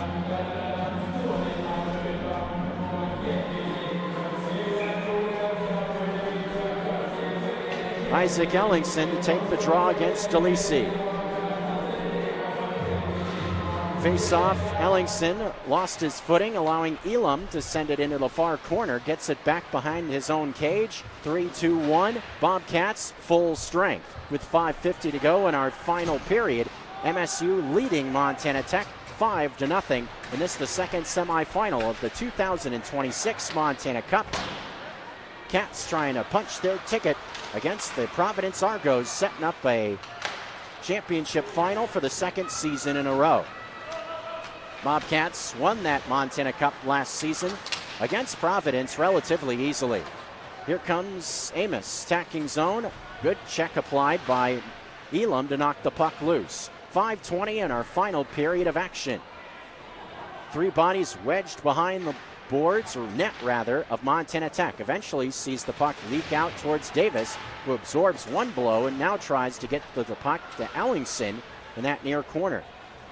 Waiting for it is Davis at the near point, gets it, tees up a slap shot, almost deflects off the skate, looked like, of Elam into the bottom left corner. Took this drastic bounce to the left, almost a fortuitous one, for the Bobcats. That one had a lot on it. The slap shot teed up by Davis. DeLisi, half wall near the bench, trying to get it out of the zone. He does to Holland. Across the red line, attacking zone, far blue line shot, nowhere near the net. 2 Bobcats right there to knock that shot down. Now McAvoy quickly the other way, dances around the man near circle, tried to go high with the shot, get a lift on it to lift it probably to a top shelf, but went over the net. Other way come the Ordigers as they enter the zone. DeLisi has it taken away by McAvoy. Near the bench of the Cats on the near side of the ice. Getting it back, McAvoy now diagonally across the way, neutral ice. DeLisi takes it away right near the red line, walks it towards the blue. Lost it as he got towards the zone. Pass intended for Harrison, now racing into the attacking zone. Half boards far side, lost it there. Played it off the near wall, did Holland, able to get it out of the zone. Ennis comes right back towards it, only to see Holland walk back towards neutral ice, come off the ice, but was able to at least get it into the zone. No icing here as he dumped it in from the right of the red line. Right back the other way with speed. Look out, here comes Ben Sutton. Dangerous man, near circle, feeds it into the middle. A beautiful pass, a backhanded top shelf goal to the right. Ben Sutton, an amazing pass in that spot to set up the goal. Able to find, looked to be Mulfeld. Indeed it was. Jack Mulfeld, native of Whitefish, the Flathead High School product, gets on the scoreboard, making it 6-0. Was that a beautiful pass, though, from Ben Sutton to set up that one. He's got a goal and an assist in this period. 28 points now. Great shot backhanded as well, going top right-hand corner. Give him some Johnny Walker off the top shelf. But a beautiful setup as well. And that's at least the second goal tonight from Montana State. We've seen beautiful passing be a part of it.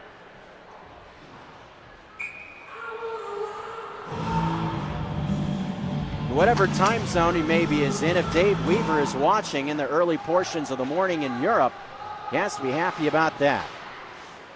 Elam around the red line with just over 3 minutes to go, trying to get it back into the zone for the Orediggers. Now trying to think about maybe one into the back of the net. Parent has other ideas. The captain trying to dance around Elam on the near post as he enters the zone, now directly behind the net of the Orediggers. Elam reluctant to give up the puck in the defensive zone. Hidman holds it in, far blue line, comes into the middle. O'Brien, a wrist shot, deflected to the left of the net. Looked to be by the skate in that spot. Getting in the way was Sawyer Inman. Far post, Hidman holds it in. Shot from a tough angle is sticked away into the near circle. 2.5 minutes to go, third period. Bobcats offense has gotten rolling a bit in this period, scoring 3 goals in the last couple of minutes. Make a 3-0 game a 6-0 game in a short order of time. 2:20 remaining in the contest. Parent sees one come behind the cage. Kobe Otteson to it now. Near circle finding Parent. 2 men converge on him and support Otteson. Gets it back, tried to feed it in front. Shot stopped there on the far post. Another beautiful setup from the Bobcats. Braden Hidman was able to find the pass in the right slot, take the shot on the feed from across the ice, across the zone. But a good save was made there in that spot as well from Charlie Lane. Just over 2 minutes to go.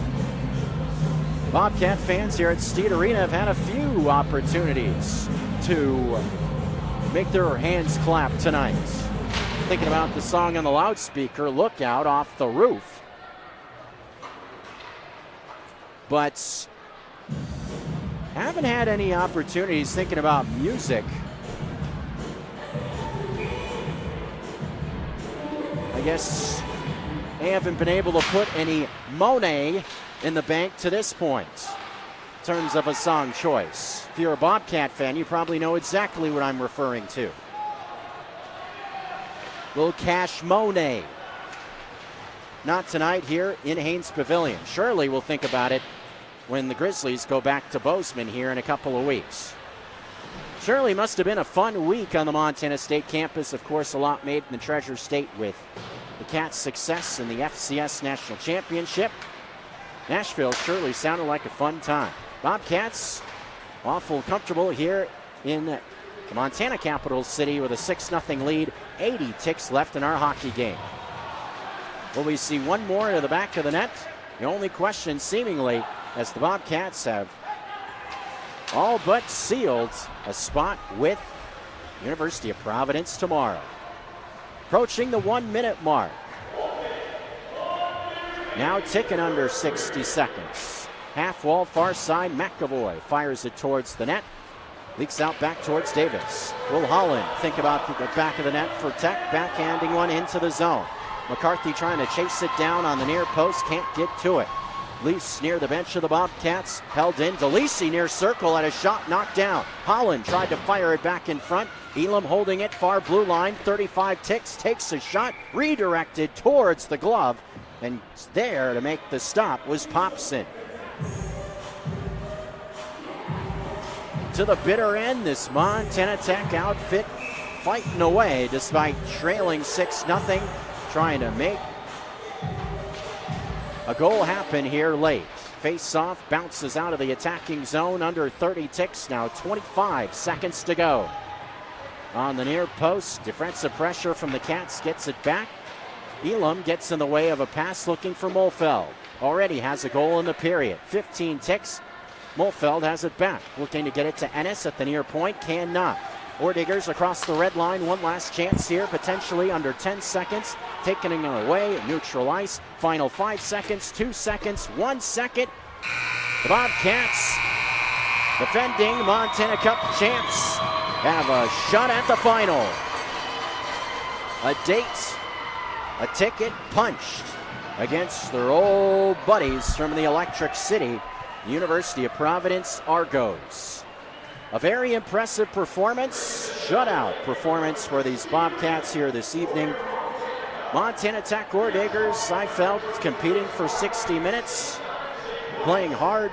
A lot of blocked shots involved in this game. Despite the 6 goals scored, Charlie Lang, I felt, did his best to hold up. Stopped a lot in terms of shots on goal, and something to build upon for this Tech program. Surely a much different game what we saw these two teams getting together last October, with Tech losing to the Bobcats 15-1. 6-0. Surely not the end results you shoot for, but it's surely a stepping stone forward competing against this very good Montana State program. What a heck of a hockey game it looks like we have lined up for you tomorrow. I think that's going to be a heck of a contest. Like I said earlier, I was very impressed with Dejan Mingo's side last night against Montana. Grizzlies really were playing pretty well coming to the end of the 25 portion of their schedule. Their offense gotten going after a bit of a slump in October going into November. Team playing with some confidence, feeling like they had something to prove going into a new year, so to speak. And from really the second period on, Providence had the distinct advantage, and a lot of ways I felt played a very good hockey game. Good team offense, a physical defense, and they were able to rein it in a little bit in terms of penalties. That's something that can trip up that Providence team at times.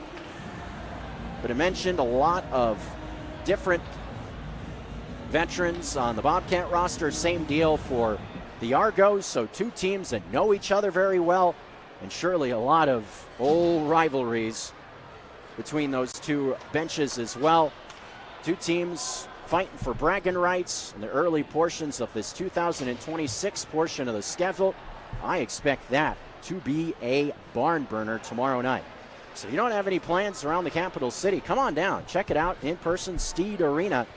Tickets available, 406tix.com if you want to come over to Steed Arena and check it out. General admission seats, just grab a ticket, come to the barn. If you cannot join us in person, we'll have you covered on the ESPN MT app, grizzhockey.com. Also on Steed TV on YouTube as well.